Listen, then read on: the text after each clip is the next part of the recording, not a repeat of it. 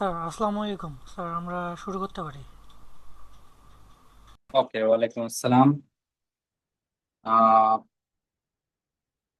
সবাইকে আসসালামু আলাইকুম। আশা করি আমাদেরকে শোনা যাচ্ছে এবং আমাদের স্ক্রিন দেখা যাচ্ছে। আজকে আমরা সিনাপস মেডিকেল একাডেমি বা সিনাপস বিসিএস একাডেমির পক্ষ থেকে আপনাদের সামনে উপস্থিত হয়েছি মূলত পিএসসি নন ক্যাডার যে পরীক্ষা রিসেন্টলি একটা পরীক্ষা হয়েছে, আপনারা জানেন যে সরকারি কর্মচারী হসপিটালের। তো সেটার অ্যাকচুয়ালি রিটেন প্রিপারেশন নিয়ে আপনাদের সাথে আমরা আজকে আলোচনা করব। জাস্ট একটা ওভারঅল গাইডলাইন সেশন আমরা আজকে আপনাদের সামনে তুলে ধরবো। তো প্রথমেই যারা অ্যাকচুয়ালি আমাদের মানে যে প্রিলি পরীক্ষাটা কিছুদিন আগে হলো, এটিতে যারা পাশ করে আজকে রিটেনের সামনে উপনীত হয়েছেন, সবাইকে প্রথমে অভিনন্দন, কংগ্রাচুলেশন জানাচ্ছি। এবং আপনারা নিশ্চয়ই আমাদের যে মক টেস্টটি হয়েছিল পরীক্ষার আগে, সেটিতেও পার্টিসিপেট করেছিলেন এবং তখনই আশা করি বুঝেছিলেন যে আমরা আসলে আহ মানে কতটা আপনাদের জন্য চেষ্টা করি। তো তারই অংশ হিসেবে আমরা আসলে একটা রিটেন প্রিপারেশন ব্যাচ আপনাদের জন্য শুরু করতে যাচ্ছি। আসলে আমাদের কাছে অনেক রিকোয়েস্ট এসেছিল এই সকল বিষয়ে। আহ, তো আসলে প্রথম দিকে আমাদের ওইরকম প্ল্যান ছিল না যে আমরা আসলে রিটেন প্রিপারেশনের জন্য ব্যাচ শুরু করব। তো আমি ডাক্তার মোহাম্মদ হাসান জাফরি, আমি হচ্ছে বিসিএস এর কোঅর্ডিনেটর হিসেবে আছি সিনাপস বিসিএস একাডেমিতে। তো আমাদের কাছে আসলে প্রচুর মানে মানে আমার পার্সোনালি আমার কাছেও অনেকে এরকম বলতে থাকে, আমার পরিচিত যারা আছে অনেকেই বলতে থাকে যে আপনারা একটা ব্যাচ খুলেন। তো আসলে আপনাদেরই আগ্রহের ভিত্তিতে আমরা মূলত এই ব্যাচ খোলার সাহসটা পেয়েছি। তো আহ আজকে মূলত আমরা এই যে রিটেন প্রিপারেশনটা, সেটির একটা গাইডলাইন আপনাদের সামনে তুলে ধরার চেষ্টা করবো এবং কিভাবে আপনারা পড়বেন, আমরা সিনাপস থেকে আপনাদের জন্য কি কি অফার করছি, আমরা সবকিছু নিয়ে আলোচনা করব। তবে আমি কোঅর্ডিনেটর হিসেবে থাকলেও অ্যাকচুয়ালি যেহেতু আমি এই পরীক্ষাটা দিই নাই, সেই জন্য আমি এখানে আসলে খুব বেশি এক্সপার্ট অপিনিয়ন দিতে যাব না। আমাদের আজকে যারা কথা বলবে, ডাক্তার নাইম তাজওয়ার এবং ডাক্তার মোহাম্মদ আবু সুফিয়ান, তারা আপনাদের সাথে এই কথাগুলো বলবে। তো আমি আর খুব বেশি আর নিজের কথা না বাড়াই, আমি হচ্ছে এখনই মাইক হ্যান্ড ওভার করছি ডাক্তার নাইম তাজওয়ারকে। নাইম তাজওয়ার, আপনি শুনতে পাচ্ছেন আমার কথা? জি ভাই, শুনতে পাচ্ছি। আচ্ছা ভাইয়া, তাহলে আপনি আপনার কথা একটু কথাগুলো তাহলে শুরু করে দেন, আমরা একটু শুনি আপনার কথা, অ্যাকচুয়ালি প্রিপারেশনটা কিরকম হওয়া উচিত এবং ওভারঅল একটা গাইডলাইন। আসসালামু আলাইকুম। জাফরি ভাইকে ধন্যবাদ। আজকে আমাদের এই সেমিনারে উপস্থিত সকলকে অভিনন্দন জানাচ্ছি, কারণ আপনারা একটা প্রতিযোগিতামূলক পরীক্ষার প্রিলিমিনারিতে উত্তীর্ণ হয়ে আজকে এখানে এসেছেন এবং হোপফুলি সবাই রিটেন পরীক্ষার জন্য প্রিপারেশন নিচ্ছেন। তো আজকে আমরা মূলত আপনাদের সাথে আমাদের এই রিটেনের প্রিপারেশনটা কেমন হওয়া উচিত, কিভাবে হওয়া উচিত, আমরা সিনাপস কিভাবে আগানোর প্ল্যান করেছি, এসব শেয়ার করব। পাশাপাশি সরকারি কর্মচারী হসপিটাল সম্পর্কে আপনাদের যত কনফিউশন, যত প্রশ্ন, সবকিছুর উত্তর দেওয়ার আমরা চেষ্টা করবো ইনশাল্লাহ। তো দেখেন, আমাদের সরকারি কর্মচারী হসপিটালের যে পরীক্ষাটা, এটা হচ্ছে পিএসসি নন ক্যাডার পরীক্ষা। এর আগে সরকারি কর্মচারী হসপিটালে যতগুলো নিয়োগ হয়েছিল, সবগুলো নিয়োগই আমার জানা মতে পিএসসির যে বিসিএস পরীক্ষা হয়েছিল তার নন ক্যাডার অংশ থেকে নেওয়া হয়েছিল। যেমন 39 বিসিএস, 42 বিসিএস, এখান থেকে যারা নন ক্যাডার ছিল তাদেরকে নেওয়া হয়েছিল। তো এই হচ্ছে অবস্থা আর কি। তো এবারই আমার জানা মতে প্রথম আলাদা করে নন ক্যাডার পরীক্ষা নেওয়া হচ্ছে। তবে এর আগেও পিএসসি বিভিন্ন সময় বিভিন্ন নন ক্যাডার পরীক্ষা নিছে। তো আমি এবারও নন ক্যাডার একটা পরীক্ষা হলো কিছুদিন আগে, নার্কোটিক্স, এটাও দেওয়ার অভিজ্ঞতার জন্য দিছিলাম আর কি। তো সবকিছু মিলায় আমরা যখন পরীক্ষার হলে যাব, ধরেন আপনি একজন স্টুডেন্ট, মানে পরীক্ষার্থী, পরীক্ষার হলে গেলেন। মেইনলি পরীক্ষাগুলো পিএসসির ভিতরেই হয় নর্মালি, আর মাঝে মাঝে পরীক্ষাগুলো পিএসসির বাইরে হতে পারে। সরকারি বিজ্ঞান কলেজ, শেরেবাংলা হাই স্কুল, এই জায়গাগুলো তো হয় নর্মালি। পরীক্ষার হলে আপনি যাওয়ার পরে আপনাকে 4টা খাতা দিবে, সবগুলো লিগাল সাইজের পেপার। 4টা খাতা দিবে, একটা প্রশ্ন দিবে, ক খ গ ঘ 4টা বিভাগ থাকবে।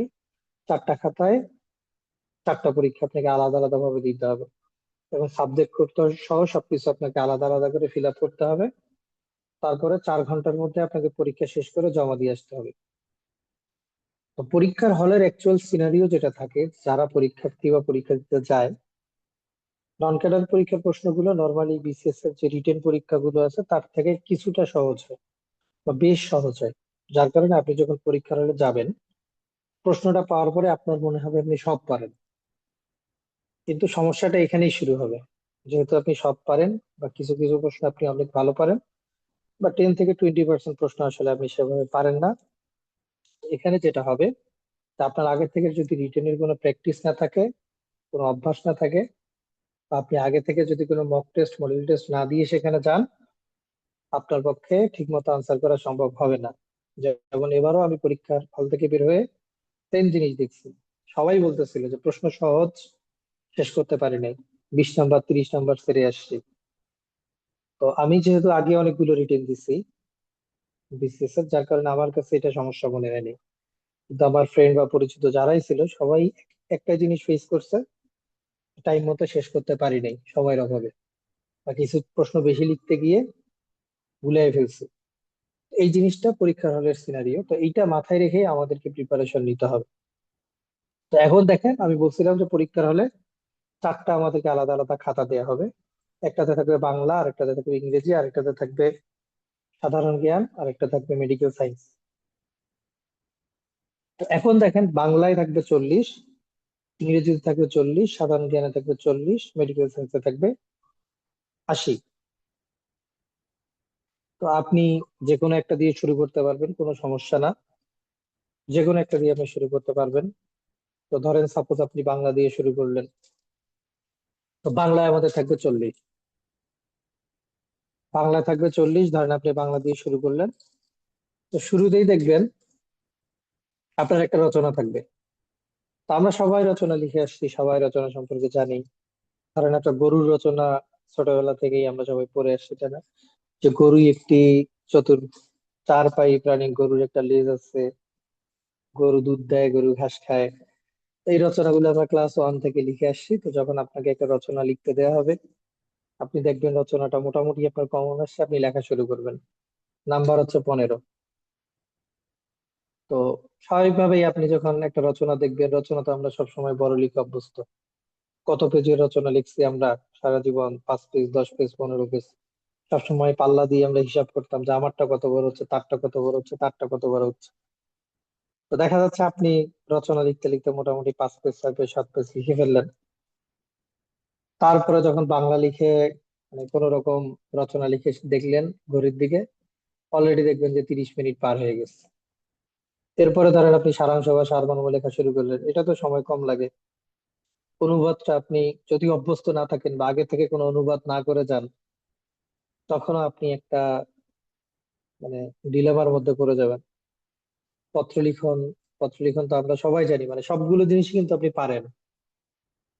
তো তারপরে দেখবেন যে আপনি হ্যাঁ ঠিক আছে লিখতেছেন, ঠিক মতো সব লিখলেন, বাংলা ব্যাকরণ লিখলেন। লিখতে গিয়ে দেখলেন যে ম্যাক্সিমাম প্রশ্ন আপনি পারেন, দুই একটা আপনি পারেন না। তো বাদ বাকি সব দেখা যাচ্ছে আপনি পারেন।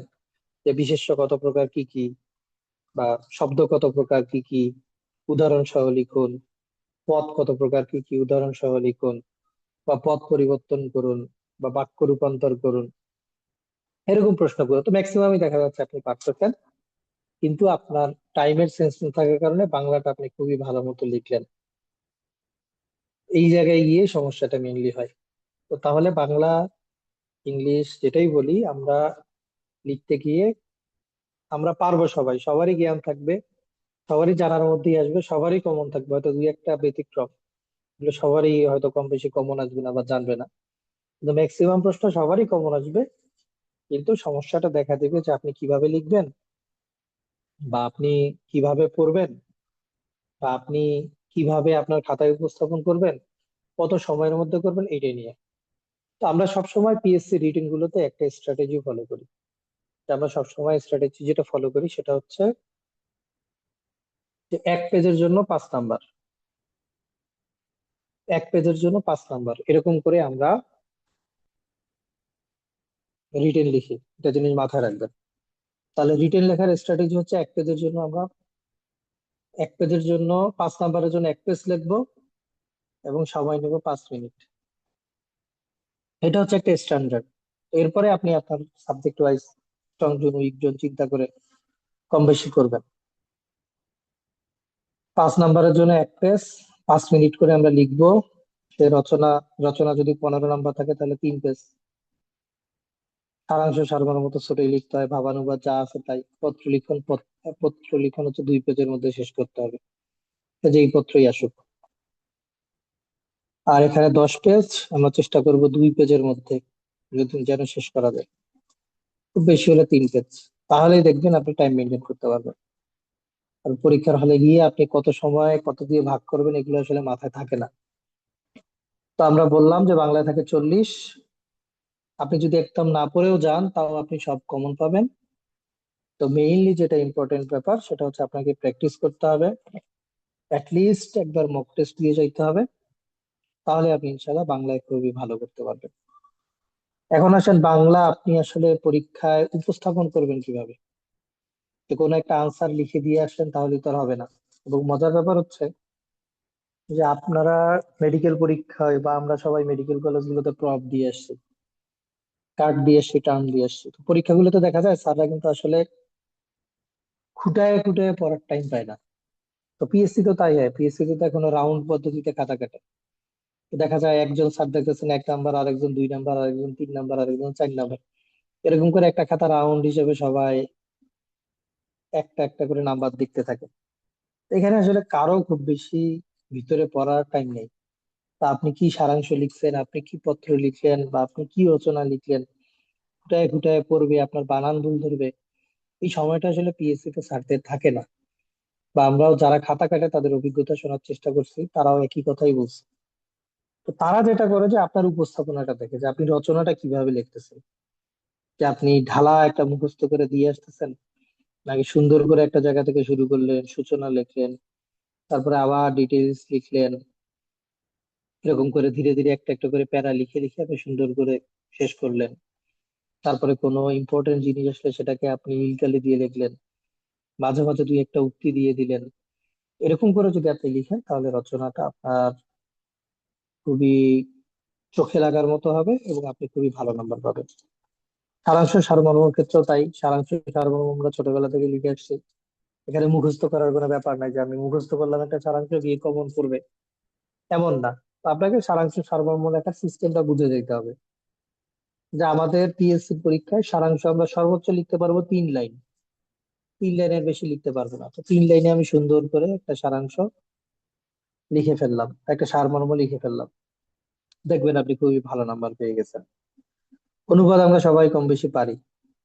অনুবাদ আপনাকে যেটা করতে হবে, আহ খুব ভালো মতো করে প্যারাটা একবার পড়ে তারপরে নিজের ভাষায় লিখতে হবে। দেখেন এটা কিন্তু ভাবানুবাদ, আক্ষরিক অনুবাদ না, যে আমি একটা একটা করে ওয়ার্ড পড়লাম, তারপর ওয়ার্ডটার ইংলিশ করলাম বা ওয়ার্ডটার বাংলা করলাম, ব্যাপারটা এরকম না। ব্যাপারটা হচ্ছে আপনাকে সুন্দর করে ব্যাপারটা বুঝে আপনি আপনার ভাষায় লিখবেন। এমন না যে আপনি হচ্ছে পুরাটাই বুঝবেন বা আপনি হচ্ছে ধরেন সবগুলো ওয়ার্ডের অর্থ জানবেন, এমনটাও না, এটা সম্ভব না। তবে আপনি পুরা লাইনটা বুঝলেও ধরেন 2 একটা ওয়ার্ড আপনি বুঝেন নাই, কিন্তু তারপরও আপনি হচ্ছে তার কম বেশি কাছাকাছি কোনো একটা অর্থ দিয়ে সুন্দর করে লিখে আসতে পারবেন। যেহেতু এটা ভাবানুবাদ, সবাই পারবেন, এটা কোনো ব্যাপার না। যেগুলো ওয়ার্ড আপনি পারবেন না সমস্যা নেই, আপনি আপনার মতো করে আপনি যেটা বুঝছেন কাছাকাছি একটা অর্থ লিখে আসলে হয়ে যাবে। এখন আসেন পত্র লিখন। পত্র লিখন তো আমরা অনেক ধরনের পত্র জানি, অনেক ধরনের পত্র লিখে আসছি। তো জাস্ট পত্রের ক্ষেত্রে একটা জিনিস মাথায় রাখতে হবে, এখন আসলে পত্রগুলো মেইনলি বিসিএস রিটেন পরীক্ষা হোক বা নন ক্যাডার পরীক্ষা হোক, মেইনলি আসতেছে পত্রিকা প্রকাশনের জন্য একটা পত্র লেখো। তো পত্রিকা প্রকাশের জন্য পত্র তো আমরা সবাই লিখে আসছি। পত্রিকা প্রকাশের জন্য পত্র হোক, ব্যক্তিগত পত্র হোক, আবেদন পত্র হোক, যেটাই হোক, অবশ্যই পত্রগুলা 2 পেজের মধ্যে শেষ করতে হবে। এবং আমরা সবসময় চেষ্টা করব যে বাম পেজ আর ডান পেজ এরকম 2টা পেজ, 2টা পেজের মধ্যে আমাদের পত্র লেখা শেষ করা। তো স্বাভাবিকভাবে যদি আবেদন পত্র আসে, এর ফরম্যাট গুলো আমাদেরকে ভালো মতো জেনে যেতে হবে। তা আমরা আমাদের ক্লাসে ইনশাল্লাহ ফরম্যাট গুলো ডিটেইলস আলোচনা করবো। এখানে যেহেতু সময় স্বল্পতা আছে, আমাদের পক্ষে ডিটেইলস আলোচনা করা সম্ভব না, কিন্তু আপনাকে প্রসিডিউর গুলো, উপস্থাপন গুলো সুন্দর করে শিখে যেতে হবে। যদি একটা স্যার যখন খাতা কাটবে উনি কিন্তু কখনোই ভিতরে আপনি কি লিখছেন এগুলো দেখার টাইম পাবে না। উনি দেখবে যে আপনি আপনার প্রসিডিউর গুলো, যেখানে যে জিনিসটা দেওয়া দরকার, যেখানে আপনার স্টাম্প দেওয়া দরকার, যেখানে ডাক টিকিট দেওয়া দরকার, সেখানে সবকিছু ঠিকঠাক লিখছেন কিনা এই জিনিসটা ভালো মতো দেখবে। যে একটা পত্রিকার সম্পাদক বরাবর আবেদন করতে হবে, এটা আপনি করছেন কিনা, বা আপনার প্রতিবেদনটা আপনি ঠিক মতো লিখছেন কিনা, এই জিনিসগুলো দেখবে। যে আপনার এখানে আপনি বানান ঠিক করছেন নাকি ভুল করছেন, বা আপনার উপস্থাপনা আসলে কতখানি ঠিক আছে কতখানি ভুল আছে, এই জিনিসটা কখনোই স্যাররা আসলে ভিতরে দেখতে যায় না। আমাদের কাছে এতগুলো রিটেন দিয়ে তাই মনে হয়েছে। তো এই গেল হচ্ছে বাংলার এই ওভারঅল জিনিসটা। আর এই জিনিসটা আপনি যদি ভালো করতে চান, যেমন অনেকে ভাবেন যে আমি আসলে অনুবাদ ভালো পারি না, তাহলে আপনাকে অবশ্যই অবশ্যই ইংরেজি পত্রিকা পড়তে হবে। আপনি ডেইলি স্টার পারেন, যে দা বিজনেস স্ট্যান্ডার্ড পারেন, যে কোনো একটা পত্রিকা, ইংলিশ পত্রিকা যদি আপনি প্রতিদিন পড়েন, তাহলে আপনার অনুবাদের জায়গাটা খুব ক্লিয়ার হয়ে যাবে, সহজ হয়ে যাবে আপনার জন্য। তাহলে অনুবাদটাতে ভালো করতে গেলে আপনাকে প্রতিদিন ইংরেজি পত্রিকা, একদম পুরা ইংরেজি পত্রিকা পড়ারও দরকার নাই, বা এটা অনেক টাইম কনজিউমিং, অনেকে পারেন না, এটা স্বাভাবিক। আপনি অ্যাটলিস্ট দুই একটা নিউজ হেডলাইন ভালো মতো একটু পড়ার চেষ্টা করবেন, তাহলে ভাবানুবাদ আপনার ক্লিয়ার হবে। এবং এই যে যে টপিক গুলোর কথা আমরা বলতেছি, রচনা, সারাংশ, সারমর্ম, পত্র লিখন, এই সবগুলোই কিন্তু বিসিএস এর রিটেন পরীক্ষায়ও থাকে। বিসিএস এর বাংলা পরীক্ষার সিলেবাস আর নন ক্যাডারের সিলেবাস মোটামুটি কাছাকাছি।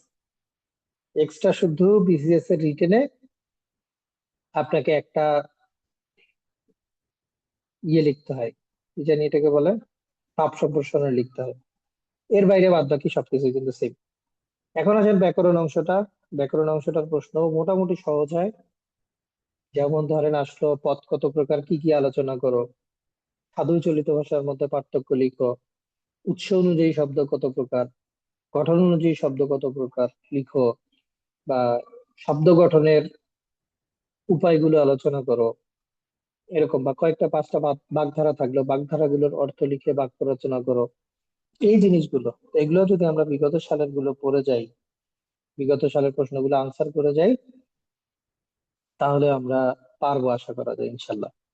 কিন্তু আমি আবারও বলতেছি যে বাংলা বা পুরা রিটেনটাই আপনি যতই জানেন, আপনার আগের থেকে যদি প্র্যাকটিস না থাকে, আপনি কখনোই বিসিএস এর রিটেনে ভালো করতে পারবেন না। বা নন ক্যাডার হোক বা ক্যাডার হোক, কোনো রিটেনই আপনি ভালো করতে পারবেন না। ওই জন্য আমরাও যখন রিটেনের প্রিপারেশন নিচ্ছি, আমরাও, আর যাই হোক মানে পড়াশোনা কতটুকু করছি না করছি তা পরের ব্যাপার, কিন্তু আমরা অবশ্যই রিটেন পরীক্ষাগুলো বিভিন্ন কোচিং এ যুক্ত হয়ে রিটেন পরীক্ষাগুলো দেওয়ার চেষ্টা করে গেছি। তো এই হচ্ছে আমাদের বাংলা। এখন আসেন ইংলিশ।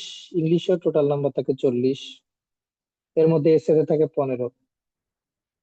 হিন্টস থাকে, নর্মালি হিন্টস নাও থাকতে পারে, এটা ব্যাপার না।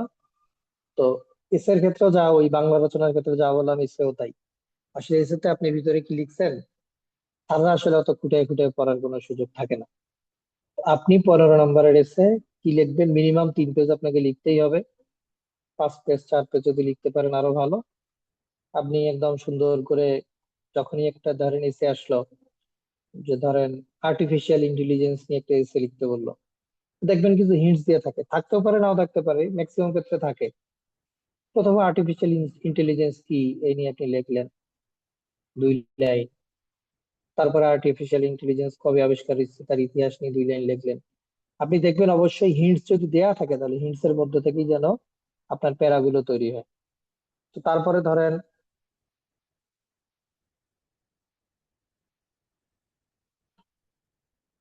ধরেন আপনি বিভিন্ন পয়েন্টস এই ধরে ধরে লিখতে থাকলেন, কোনো সমস্যা নেই। এখন কথা হচ্ছে আমাদের ক্ষেত্রে যেটা হয়, যে আমরা সবাই চেষ্টা করি যে এই জিনিসগুলো বড়, যেমন এসে রচনা, এগুলো আমরা আগেও সবসময় শেষেই লিখতাম, তাই না? তো এখন পিএস এর ক্ষেত্রে যেটা হয়, এখন তো রাউন্ড সিস্টেমে খাতা কাটে। যে ধরেন আমি 1 নাম্বার কাটতেছি, আমার পরের জন যে স্যার বসে আছে উনি 2 নাম্বার কাটবে, তার পরের জন 3 নাম্বার প্রশ্নটা কাটবে, তার পরের জন 4 নাম্বার প্রশ্নটা কাটবে। তো স্বাভাবিকভাবেই একটার পর একটা আসতেছে। এখানে একটা ব্যাপার ঘটে, আমার মনে হয়েছে, আমি চেষ্টা করছি যে আমার 46, 47, 50 তিন বিসিএস এর রিটেনেই আমি সবসময় সিরিয়াল মেনটেন করে গেছি। এবং আলহামদুলিল্লাহ আমার তো 3টে রেজাল্টই ভালো আসছে আলহামদুলিল্লাহ। তো আমার মনে হয়েছে যে আসলে একটা স্যার যখন খাতা দেখে, একজন স্যার খাতা দেখতেছে, এখন আপনি 1 নাম্বার লেখছেন শুরুতে, 2 নাম্বার লেখছেন একদম শেষে, তাকে পেজ উল্টায় উল্টায় উল্টায় একদম শেষে গিয়ে 2 নাম্বার দেখতে হচ্ছে, বা তাকে খুঁজে বেড়ানো লাগতেছে আপনার খাতা ধরে ধরে। স্বাভাবিকভাবেই এটা আপনার ইমপ্রেশনটাকে নষ্ট করে, ডাউন করে। এই জন্য আমি সবসময় চেষ্টা করছি সব পরীক্ষায় একদম কমন আসুক না আসুক অ্যাটলিস্ট লিখে যাইতে, না হলেও অ্যাটলিস্ট জায়গা ফাঁকা রাখতে, যেন শেষে এসে ওই জায়গাটাতে লিখতে পারি। তো এই স্ট্র্যাটেজিটা আপনারা একটু কাইন্ডলি সবাই ফলো করে যাবেন। এসে গেল এরকম। তারপরে হচ্ছে আপনার লেটার লেখা, তো বাংলা লেটারের মধ্যে ইংলিশ লেটারও তাই, 2 পেজের মধ্যে শেষ করতে হবে, বাম পেজ ডান পেজ। এবং এখানে ইংলিশ লেটারও মেইনলি আসে হচ্ছে পত্রিকা প্রকাশের জন্য একটা পত্র। এবং এখানেও কিছু ক্রাইটেরিয়া আছে যে আপনি আসলে পত্রটাকে কিভাবে উপস্থাপন করবেন। এগুলো আমরা ডিটেইলস আবার পরে ক্লাসে আলোচনা করবো, এখন আলোচনা করা সম্ভব না কারণ সময় কম। তো লেটারেও আপনারা হচ্ছে উপস্থাপনাটা কেমন হচ্ছে এটা ইম্পর্টেন্ট। এবং ভিতরের বক্তব্যের মধ্যে কিছু জিনিস লাগে, যেমন আপনি একটা ধরেন বৃক্ষরোপণের গুরুত্ব নিয়ে পত্রিকা একটা পত্র লিখতেছেন, যে আপনি সবকিছু লিখলেন, এখানে ইম্পর্টেন্ট যেটা ব্যাপার যে আপনার সমস্যাগুলো তুলে ধরতে হবে এবং আপনার ওপিনিয়নটা দিতে হবে। ধরেন আপনি অনেক কিছুই লিখলেন কিন্তু আপনি কোনো ওপিনিয়ন দিলেন না, তো এটা আসলে পত্র হিসেবে আপনার নাম্বারটা অনেক কম পাবে। তো এইটা হচ্ছে ব্যাপার। লেটার গেল, তারপরে হচ্ছে কম্প্রিহেনশন। তো আমরা সবাই কম্প্রিহেনশন করে আসছি, যেটাকে আমরা বলি প্যাসেজ। একটা প্যাসেজ থাকে, প্যাসেজ রিলেটেড অনেকগুলো প্রশ্ন থাকে, প্রশ্নগুলো আনসার করতে হয়। তো এক্ষেত্রে আমাদের স্ট্র্যাটেজিটা কি হবে? তো দেখেন আমরা অনেকেই কিন্তু আগে যেটা করে আসছি, যে আগে আমরা প্যাসেজ করতাম, তারপরে আমরা আনসার করতে যাইতাম। এই জিনিসটা করতে গেলে কিন্তু আপনি মহা বিপদের মধ্যে পড়বেন। আপনার সময় অনেক নষ্ট হবে, কারণ আমাদের রিটেন পরীক্ষায় সব থেকে বড় সংকট থাকে সময়ের। এই জন্য আপনাকে কম্প্রিহেনশনটা সলভ করতে গেলে সবার আগে প্রশ্নগুলো পড়তে হবে। এই প্রশ্ন 5টা প্রশ্ন থাকে, 5টা প্রশ্নকে আপনি একবার করে পড়ে নিলেন। এবং কম্প্রিহেনশনের মধ্যে যেটা হয় যে প্রশ্নের আনসার গুলো দেখবেন সিরিয়ালি দেয়া থাকে। এই জন্য আপনি 5টা প্রশ্ন পড়ে নিয়ে তারপর প্রথমে 2টা প্রশ্ন পড়বেন, তারপরে প্যাসেজ করবেন। প্রশ্ন যখন পাবেন তখন সাথে সাথে আনসারের মধ্যে দাগায় রাখবেন এ বি, এরপরে আরো 2টা পড়বেন, প্যাসেজ করবেন সি ডি। এরকম করে করে আপনি প্যাসেজের মধ্যে প্রশ্নগুলোর উত্তর দাগাবেন। এরপরে আপনি হচ্ছে প্যাসেজ দেখবেন আর উত্তরগুলো A B C D এরকম করে লিখে ফেলবেন। তারপরে আরেকটা কমেন্ট আসে যে হচ্ছে আপনি কম্প্রিহেনশনটার একটা টাইটেল দেন, টাইটেল লেখার একটা ব্যাপার থাকে। তো এগুলো হচ্ছে আপনি আমরা অবশ্যই প্র্যাকটিস করব ক্লাসে ইনশাল্লাহ। টাইটেলটা আপনি কত সুন্দরভাবে লিখলেন তার উপরে কিন্তু একটা নাম্বার থাকে। এটা মানে আমরা চেষ্টা করব টাইটেল গুলো সবসময়, যেমন পত্রিকার যে বিভিন্ন শিরোনাম গুলো থাকে, পত্রিকার শিরোনাম গুলোর মতো করে দেওয়ার চেষ্টা করব, তাহলে দেখবেন নাম্বারটা বেড়ে যায়। এটাই। তারপর হচ্ছে গ্রামার। গ্রামারের মধ্যে আমরা তো ট্রান্সফরমেশন করছি, ভয়েস চেঞ্জ করছি, ন্যারেশন করছি, তারপর মেক সেন্টেন্স করছি। কন্টাকচুয়াল মিনিং এর মতো ব্যাপার থাকে, যে ধরেন একটা ওয়ার্ড দিল প্যাসেজের মধ্যে, এই ওয়ার্ড তার কন্টাকচুয়াল মিনিংটা কি, মানে এই ওয়ার্ডটা দিয়ে আসলে কি বুঝাইছে। যেমন ডিজিটাল ডিভাইড বলে একটা শব্দ প্যাসেজের মধ্যে আছে, ধরেন সাপোজ ডিজিটাল ডিভাইড বলতে আপনি কি বুঝতেছেন, তখন আপনাকে ডিজিটাল ডিভাইড বলে আপনি কি বুঝবেন ওইটা আপনি লিখতে হবে। এরকম থাকে। অথবা ইডিয়মস থাকে বা ফ্রেজ থাকে, এগুলো আমরা করে আসছি 9 10 11 12-এ, অনেকগুলো করে আসছি। এগুলো আপনি যদি বিগত সালের নন ক্যাডারের প্রশ্নগুলো সলভ করেন তাহলে আশা করি পেরে যাবেন ইনশাল্লাহ, সমস্যা হবে না। তো ইংলিশের ক্ষেত্রে একই ব্যাপার। ইংলিশের ক্ষেত্রে দেখা যায় এই প্যাসেজটাতে অনেকেই অনেক বেশি টাইম কিল করে, প্যাসেজে অনেক সময় লেগে যায়। আবার অনেকে এসে লিখতে গিয়ে সময়টা বেশি নষ্ট করে ফেলে। দেখেন, বিসিএস এর রিটেনের থেকে নন ক্যাডারের রিটেনটা একদিক দিয়ে বেশি খারাপ। এই কারণে যে ধরেন আপনি বিসিএস এর রিটেনে আপনি শুধু বাংলা লিখতেছেন, আপনি বাংলা কিরকম লিখতে লাগে বা রচনা বা কোন জায়গায় কিরকম সময় দিতে হয় এটা আপনি আগে থেকে সেট করে নিয়ে যেতে পারবেন। কিন্তু নন ক্যাডার পরীক্ষায় কিন্তু আপনাকে বাংলাও আনসার করতে হচ্ছে, ইংরেজিও আনসার করতে হচ্ছে, আবার মেডিকেল সায়েন্সও আনসার করতে হচ্ছে, বাংলাদেশ আন্তর্জাতিক সাধারণ বিজ্ঞান, সবকিছু মিলায় আপনার জন্য টাইমের হিসাবটা উল্টাপাল্টা হয়ে যায়। দেখা যাচ্ছে যে এই প্যাসেজে আমি কত সময় দেবো, মানে নাম্বার হিসেবে যদি ভাগ করি 10 নাম্বারের জন্য আমার 10 মিনিট দেওয়া দরকার, কিন্তু হিসাব করেও আসলে কুল পাওয়া যায় না, কারণ দেখা যায় প্যাসেজে পড়তে গিয়ে বুঝতে গিয়ে একটু সময় লেগে যায়। এরকম ব্যাপার ঘটে আর কি। এই জন্যই আমাদের মেইন ব্যাপার হচ্ছে প্র্যাকটিস করতে হবে। আপনি সবই পারেন, সবই জানেন, সবই বোঝেন, আপনার জন্য শুধু দুইটা জিনিস দরকার। একটা হচ্ছে practice, practice, practice, and then আপনার খাতার মধ্যে উপস্থাপনা। যে আপনি একই এসে একই জিনিস লিখলেন, প্রতিটা ওয়ার্ড সেম, কিন্তু আপনার উপস্থাপনাটা যদি সুন্দর হয়, দেখা গেল তার থেকে আপনার নাম্বার 4-5 নাম্বার বেড়ে যেতে পারে। শুধুমাত্র আপনার প্রেজেন্টেশনটার উপরেই কিন্তু বিসিএস পরীক্ষার খাতায় নাম্বারটা ডিপেন্ড করতেছে, এটা আমাদের মাথায় রাখতে হবে। তো ইংরেজি গেল, এরপরে আমরা আসি সাধারণ জ্ঞান। সাধারণ জ্ঞান বাংলাদেশ বিষয়াবলী, আন্তর্জাতিক বিষয়াবলী আর বিজ্ঞান প্রযুক্তি, তিনটা আলাদা আলাদা জিনিস। এখন দেখেন বাংলাদেশ বিষয়াবলী, বাংলাদেশ বিষয়াবলী মূলত এখন যেটা করা হয়, 46 বিসিএস থেকে নতুন একটা ট্রেন্ড তৈরি হয়েছে। সেটা হচ্ছে বর্তমানে যে বার্নিং কোশ্চেন গুলো আছে এগুলোর উপরে প্রশ্ন হয়। যে ধরেন এখন বাংলাদেশে বিদ্যুতের সমস্যা, বাংলাদেশের জ্বালানির সমস্যা, তা আপনাকে প্রশ্ন আসলো যে বাংলাদেশে বিদ্যুতের সমস্যার কারণ এবং সমাধানে আপনার মতামত তুলে ধরুন। বা জনসংখ্যা নিয়ে প্রশ্ন আসলো যে বাংলাদেশ এখন ডেমোগ্রাফিক ডিভিডেন্ড পার করতেছে, এই ডেমোগ্রাফিক ডিভিডেন্ডকে কিভাবে কাজে লাগানো যায়। মানে পিএসসির এখন চিন্তাই হচ্ছে, আগের যে একটা মুখস্থ বিদ্যা ছিল যে সবাই মুখস্থ করে আসতো, হরবর করে সব লিখে দিত, এইটা থেকে বের হয়ে আসা। পিএসসি এখন চাচ্ছে যে আপনার অ্যানালিটিক্যাল পাওয়ার কেমন, কিরকম আপনি অ্যানালাইসিস করতে পারেন, কোন একটা পরিস্থিতি হ্যান্ডেল করতে পারেন, এরকম প্রশ্নগুলো আপনাকে দেয়া। দুই একটা হয়তো থাকে একটু মুখস্থ নির্ভর, অ্যাব্রিভিয়েশন দেয়া থাকে, এগুলোর হচ্ছে পূর্ণরূপ লিখতে বলে, আর দুই একটা এরকম থাকে, কিন্তু ম্যাক্সিমাম প্রশ্ন থাকে হচ্ছে আপনার একটা সিচুয়েশনের মধ্যে পড়ে আপনি কিভাবে জিনিসটাকে হ্যান্ডেল করতে পারেন। মানে মুখস্থ করে আসছেন, এখানে মুখস্থ কিছু লিখবেন এরকম কিছু না। ধরেন একটা বর্তমান সময়ের সব থেকে গুরুত্বপূর্ণ যে ব্যাপারটা, সেটা আপনি কিভাবে সলভ করতেছেন। তবে আন্তর্জাতিক বিষয়াবলী থেকে প্রশ্ন আসছিল যে হরমুজ প্রণালী নিয়ে দ্রুত সমস্যা এবং এই সমস্যার সমাধানে বাংলাদেশের করণীয় কি, এরকম প্রশ্ন আসবে। প্রশ্ন কিন্তু এরকম আসবে না যে হরমুজ প্রণালীর অবস্থান কোথায়, বা মানে সাধারণ জ্ঞানে আমরা মানে নর্মালি যে জিনিসগুলোকে মুখস্থ করে অভ্যস্ত, এই মুখস্থ জিনিসগুলো এখন পিএসসি কম দিচ্ছে।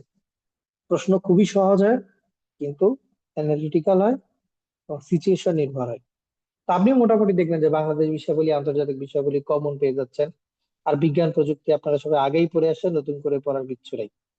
তো এই বাংলাদেশ বিষয়াবলী, আন্তর্জাতিক বিষয়াবলী, এই দুইটাতে ভালো করতে গেলে আপনার প্রতিদিন একটা বাংলা পত্রিকা ভালো মতো পড়বেন, লিস্ট পত্রিকার শিরোনাম গুলো ভালো মতো করে পড়বেন, প্লাস বিভিন্ন আন্তর্জাতিক খবর টবর দেখতে থাকবেন। তাহলে ইনশাল্লাহ আপনার বাংলাদেশ বিষয়াবলী, আন্তর্জাতিক বিষয়গুলিতে সমস্যা হবে না। আর আমাদের ক্লাস যারা করবেন, আপনাদেরকে সাম্প্রতিক একটা শীট দিয়ে দিব বিভিন্ন বিষয়াবলীর। সাম্প্রতিক বিষয়াবলী শীট গুলো পড়ে গেলে ইনশাল্লাহ আপনারা বাংলাদেশ আন্তর্জাতিক বিষয়াবলী কমন পেয়ে যাবেন। আর বিজ্ঞান প্রযুক্তি আসলে নতুন করে পড়ার কিছু নেই, যারা বিসিএস এর প্রিলির জন্য পড়ছেন তারা তো পড়ছেনই। আর না পড়লেও আমরা হচ্ছে যদি বিসিএস এর নন ক্যাডার প্রশ্নটা সলভ করে যাই, অথবা বিগত 4-5টা বিসিএস এর বিজ্ঞানের প্রশ্নটা সলভ করে যাই, তাহলে ইনশাল্লাহ বিজ্ঞান প্রযুক্তি আমরা খুবই চমৎকার ভাবে আনসার করে আসতে পারবো। তো এখানেও সেম অবস্থা, যে বাংলাদেশ বিষয়াবলী বা বিজ্ঞান প্রযুক্তি নিয়ে মনে করেন একটা আসলো প্রশ্ন যে হৃদরোগের কারণ সমূহ বা হৃদরোগের চিকিৎসা সম্পর্কে আলোচনা করো। তো আমরা তো ডাক্তার, মানে এটা নিয়ে তো জানার কোনো অভাব নেই। দেখলেন আপনি 2 নম্বরের প্রশ্ন একদম 2 পেজ 3 পেজ লিখে ফেলছেন।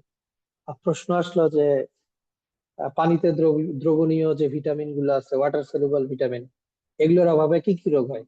আপনি তো ভাবতেছেন এইবার পাইছি, পুরা বায়োকেমিস্ট্রি আপনার যে নলেজ সব ঝেড়ে দিয়ে আসলেন, দেখা গেল আপনি সময় মেনটেন করতে পারলেন না। তো আবারও বলতেছি যে এই প্রশ্নগুলো এমন হবে, তা আপনি কম বেশি দেখবেন 80%ই পারেন, কিন্তু মেইন কাজ হচ্ছে আপনার প্র্যাকটিস করা এবং টাইম মেনটেন করা এবং উপস্থাপনাটা ইম্পর্টেন্ট। ধরেন আপনি বাংলাদেশ বিষয়গুলির আনসার করতেছেন, 5 নম্বরের প্রশ্ন আপনি গদবাঁধা লিখে দিয়ে আসেন, তাহলে কিন্তু হবে না। তো ধরেন বাংলাদেশের ভূ-প্রকৃতি নিয়ে একটা প্রশ্ন আসলো, তো আপনাকে অবশ্যই বাংলাদেশের ম্যাপটা একটু যেভাবেই হোক শর্টকাটে আঁকায় দিয়ে আসতে হবে, যেন বোঝা যায় যে এটা একটা বাংলাদেশের ম্যাপ। তারপরে সেখানে আপনি একটু প্রকৃতির মধ্যে একটু জাস্ট দেখাই দিলেন, এটা এই অঞ্চল, এটা এই অঞ্চল, এটা এই অঞ্চল, তাহলে কিন্তু আপনি 5-এর মধ্যে দেখবেন 4 পাইছেন। আর আপনি যদি শুধু গদবাঁধা লিখে দিয়ে আসেন, তাহলে আপনাকে দেখবেন দিয়ে 2। আন্তর্জাতিক বিষয়াবলীর মধ্যে ধরেন প্রশ্ন আসছে হরমুজ প্রণালী নিয়ে, 5 নম্বরের প্রশ্ন, আপনি জাস্ট গদবাঁধা রচনা লিখে আসেন, হবে না। আপনাকে হরমুজ প্রণালী জাস্ট হচ্ছে খুব ছোট করে, একদিকে ইরান, অত কিছু যদি না পারেন অ্যাটলিস্ট এদিকে লিখবেন যে একদিকে ইরান, একদিকে কুয়েত, সংযুক্ত আরব আমিরাত, সুন্দর করে দেখা দিলে যে হরমুজ প্রণালী শেষ। দেখবেন যে আপনি 5-এর মধ্যে 4 নাম্বার পেয়ে গেছেন, খুব ভালো নাম্বার পাচ্ছেন। তো বাংলাদেশ আন্তর্জাতিকে ভালো করার উপায় হচ্ছে জাস্ট ম্যাপ ব্যবহার করা, কোটেশন ব্যবহার করা, সুন্দর করে একটা চার্ট দেয়া, সুন্দর করে উপস্থাপনা করা, একটু নীলকালি ব্যবহার করা, তাহলে দেখবেন আপনি খুব ভালো নাম্বার পাচ্ছেন। বা ধরেন আপনি আন্তর্জাতিক একটা উক্তি দিয়ে দিলেন, যে ধরেন তুরস্কের পররাষ্ট্রমন্ত্রী হাকান ফিদান বলছে হরমুজ প্রণালী নিয়ে, ধরেন আপনি বানায় একটা উক্তি দিয়ে দিলেন। আসলে হাকান ফিদান বলে নাই বা হাকান ফিদান আদৌ বলছে কিনা তারা কখনোই খুঁজতে যাবে না, কিন্তু ওই যে আপনি সুন্দর করে নীলকালি দিয়ে লিখে দিলেন, তারা ভাববে যে বাহ, এটা তো অনেক জানে, উপস্থাপনাটা সুন্দর, আপনাকে খুব ভালো নাম্বার দিয়ে দিবে। এই তো, এই হচ্ছে বাংলাদেশ আন্তর্জাতিক আর বিজ্ঞান প্রযুক্তি। তো এই হচ্ছে আমাদের আসলে আহ, পরীক্ষার অবস্থা। তো সব থেকে বড় ব্যাপার হচ্ছে, আমি আবারও বলি, এখানে আসলে দেখা যাচ্ছে যে নলেজের দিক থেকে কম বেশি সেম 80% আপনি একদম না পড়ে গিয়েও কমন পাবেন। আপনার মেইন কনসার্নের ব্যাপার হচ্ছে দুইটা, একটা হচ্ছে আপনি টাইম মেনটেন করে লিখতে পারা সবকিছু, দ্বিতীয়ত হচ্ছে আপনি কিভাবে উপস্থাপনা করলে প্রিলির মধ্যে সব থেকে, মানে রিটেনের মধ্যে সব থেকে ভালো নাম্বার নিয়ে আসতে পারবেন। এবং আমরা সবাই জানি যে আমাদের রিটেনের যে নাম্বারটা, এই রিটেনের নাম্বারটাই কিন্তু ভাইবার সাথে অ্যাড হয়। এবং ভাইভাই কিন্তু এখন স্যাররা যেটা করে যে কম বেশি দেখা যায় যে এভারেজ একটা নাম্বার দেয়, বা সবাইকে, কাউকে ফেল করে না, বা সবাইকে দেখা যায় যে মোটামুটি একটা নাম্বার দিয়ে রাখে। আর এখন তো ভাইবার নাম্বার 100-এর মধ্যে চলে আসছে, যার কারণে ভাইবার নাম্বারটা খুব বেশি ইফেক্ট ফেলে না। কিন্তু মেইনলি যেটা ইফেক্ট ফেলে সেটা হচ্ছে কি, সেটা হচ্ছে আমাদের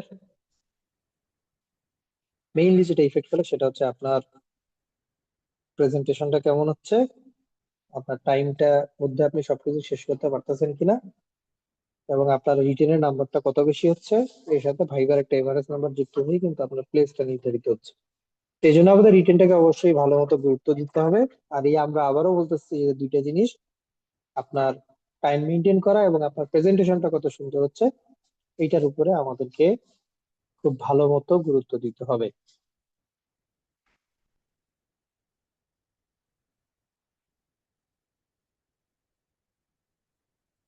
তো আপনাদের এই কনসার্নকে সামনে রেখে আপনাদের যেন প্রস্তুতিটা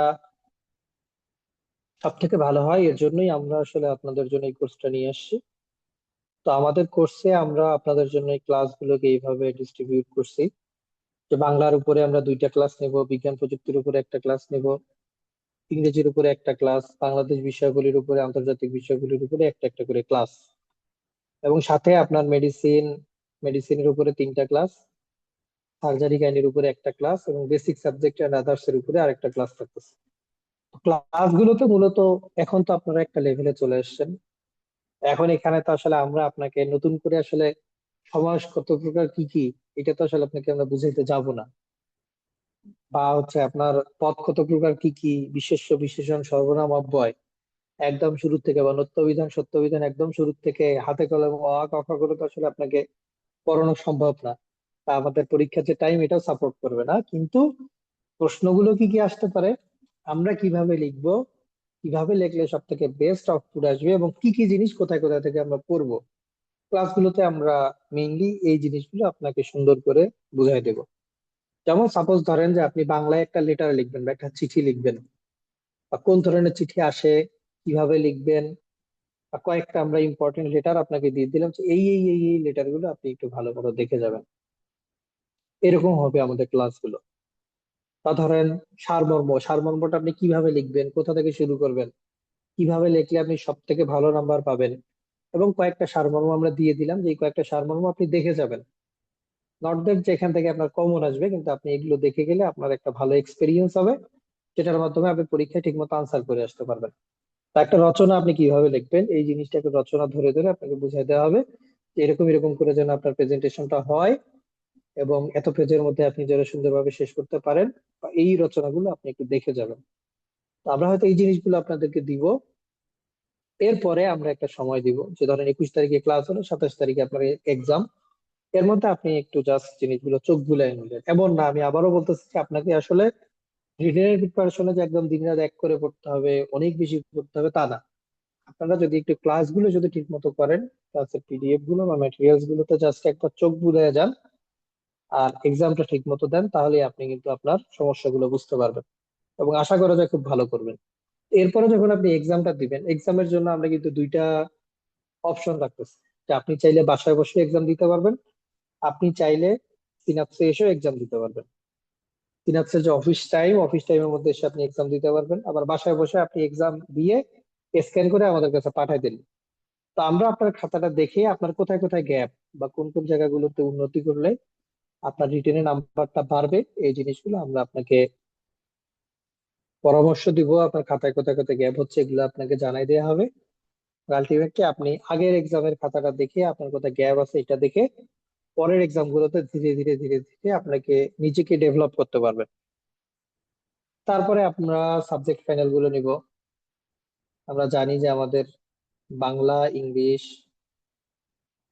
জিকে আর হচ্ছে মেডিকেল সায়েন্স, চারটা এক্সাম হবে। চারটা এক্সামে আমরা টাইম মতো, মানে নাম্বার অনুযায়ী একটা টাইম ফিক্স করা থাকবে, সেই অনুযায়ী আপনারা সেই এক্সাম দিবেন।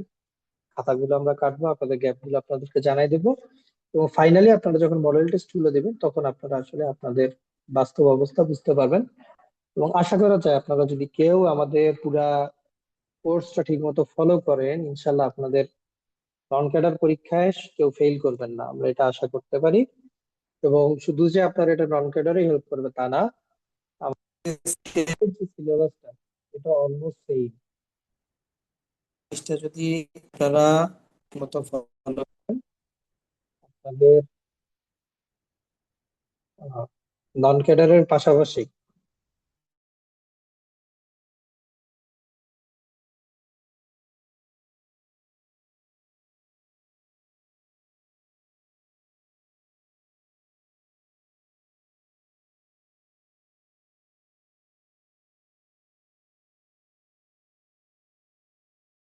ভাই সাউন্ড আসতেছে না।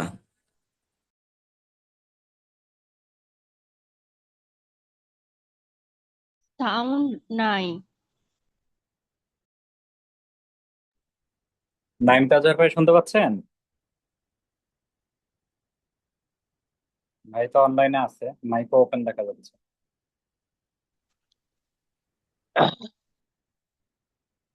আচ্ছা, আমি মাঝখানে ডিসকানেক্ট হয়ে গেছিলাম। তা আমি আবার বলতেছি যে আপনি যদি আমাদের কোর্সটা পরিপূর্ণভাবে ফলো করতে পারেন, অ্যাটলিস্ট পরীক্ষাগুলো ঠিক মতো দেন, পরে হোক তারপরে হোক গ্যাপ রেখে হোক, তাহলে আশা করা যায় অ্যাটলিস্ট নন ক্যাডার রিটেন পরীক্ষায় কেউ ফেল করবেন না। এবং আপনার এই নলেজটা শুধু যে নন ক্যাডার রিটেন পরীক্ষায় কাজে লাগবে তা না, আমাদের বিসিএস এর যে রিটেন পরীক্ষা তার সিলেবাস, নন ক্যাডার এক্সামের সিলেবাস রিটেনের প্রায় সেম, একটু 19-20 শুধুমাত্র। তো এটা আপনার একেবারে বিসিএস এর রিটেনের প্রিপারেশনও হয়ে যাবে, এবং আপনি 51তম বিসিএস এ যে পড়াগুলো পড়তেছেন, এই নলেজ গুলো কিন্তু আপনার সম্পূর্ণভাবে এই নন ক্যাডার রিটেনে অ্যাপ্লাই করতে পারবেন। এবার বাংলাদেশ বিষয়াবলী, আন্তর্জাতিক বিষয়াবলী এবং হচ্ছে বাংলা, ইংরেজি, এই চারটা সাবজেক্টে আপনার 51 নলেজ পুরোপুরি লাগবে। এবং আমাদের যে মেডিকেল সায়েন্স, আপনি যদি 100 নাম্বারের 51 বিসিএস এর প্রিলি প্রিপারেশন নেন, এই পুরো নলেজটাই আপনার এখানে রিটেনে লাগবে, এবং আলাদা করে এই রিটেনের জন্য আপনাকে মেডিকেল সায়েন্সের নতুন করে কোনো প্রিপারেশন নেওয়া লাগবে না। এবং আমরা ওই যে ক্লাস মানে ফাইনাল প্রফে লিখে আসছি যে ধরেন ডেঙ্গুর ম্যানেজমেন্ট লিখো, তা আমরা শুরু থেকে একদম clinical feature, sign, symptoms, investigation, treatment, এই যে স্ট্র্যাটেজি ফলো করে আসছি, এটা হয়তো আমরা দেখা যায় যে পিএসসির এমসিকিউ এক্সাম, স্পেশাল বিসিএস এর, সেখানে হয়তো অ্যাপ্লাই করতে হবে না। তো সেখানে হয়তো দেখা যায় যে investigation of choice, gold standard, এরকম প্রশ্ন আসবে। কিন্তু এখানে আমাদের জাস্ট ওই নলেজটাকেই কাজে লাগায় একটু গুছায় সুন্দর করে লিখে দিতে হবে। এগুলো আমরা আমাদের ক্লাসগুলোতে ডিটেইলস আলোচনা করব। তো এখন আমাদের আরেকটা প্রশ্ন আসে যে ভাই আমরা আসলে কি পড়বো বা কোন বই পড়বো। তো আমরা যখন আপনাদের ক্লাস নিব, ক্লাসের মধ্যে মূলত একটা গাইডলাইন দিয়ে দেবো, এবং কিছু পিডিএফ দিয়ে দিব ম্যাটেরিয়ালস, এগুলো যদি আপনারা পড়ে আসেন এগুলো এনাফ। এর বাইরে আপনি একটা প্রশ্ন কিনতে পারেন, প্রশ্ন ব্যাংক কিনতে পারেন। এই প্রশ্ন ব্যাংকটা কিনে যদি আপনি সলভ করে আসেন তাহলেও কাজে দিবে। এবং নন ক্যাডারের পরীক্ষা যেটা হয় যে প্রশ্ন অনেক বেশি রিপিট করে, বিশেষ করে বাংলা প্রশ্ন, ইংরেজি প্রশ্ন, মানে এসে বা হচ্ছে এগুলো হয়তো আপনি কমন পাবেন না, বা কম্প্রিহেনশন বা প্যাসেজ যেটাকে আমরা বলি, এগুলো হয়তো আপনি কমন পাবেন না। তো দেখবেন তারপরে বিশেষ করে মেডিকেল সায়েন্স পোর্শনটা ব্যাপক রিপিট করে, বা বিসিএস এর প্রশ্নগুলো সলভ করে আসলেও অনেক কমন পাবেন। তো এই হচ্ছে আমাদের বুক লিস্ট আর কি। তো এখানে মনে হয় বাজারে নন ক্যাডারের প্রশ্ন ব্যাংক বললেই আপনাকে প্রশ্ন ব্যাংক দিয়ে দিবে। বেশ কয়েকটা প্রশ্ন ব্যাংক আছে, বেশ কয়েকটা পাবলিকেশন আছে, আপনি যে কোনো একটা যেটা আপনার ভালো লাগে সেই প্রশ্ন ব্যাংকটা আপনি ফলো করতে পারেন। আর আমাদের পিডিএফ গুলো যদি আপনি একটু দেখে যান তাহলে কাজে দিবে ইনশাল্লাহ। এই হচ্ছে আমাদের প্রস্তুতির ব্যাপার। আর মেডিকেল পার্ট নিয়ে আমাদের আবু সুফিয়ান সরকার ভাই আছে, উনি বলবে।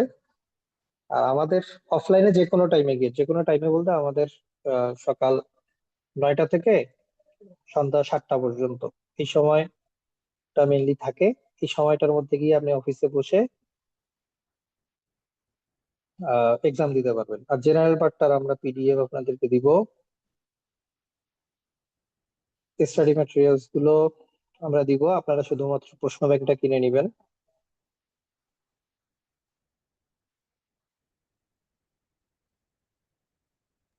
ওকে, অসংখ্য ধন্যবাদ ভাইয়া।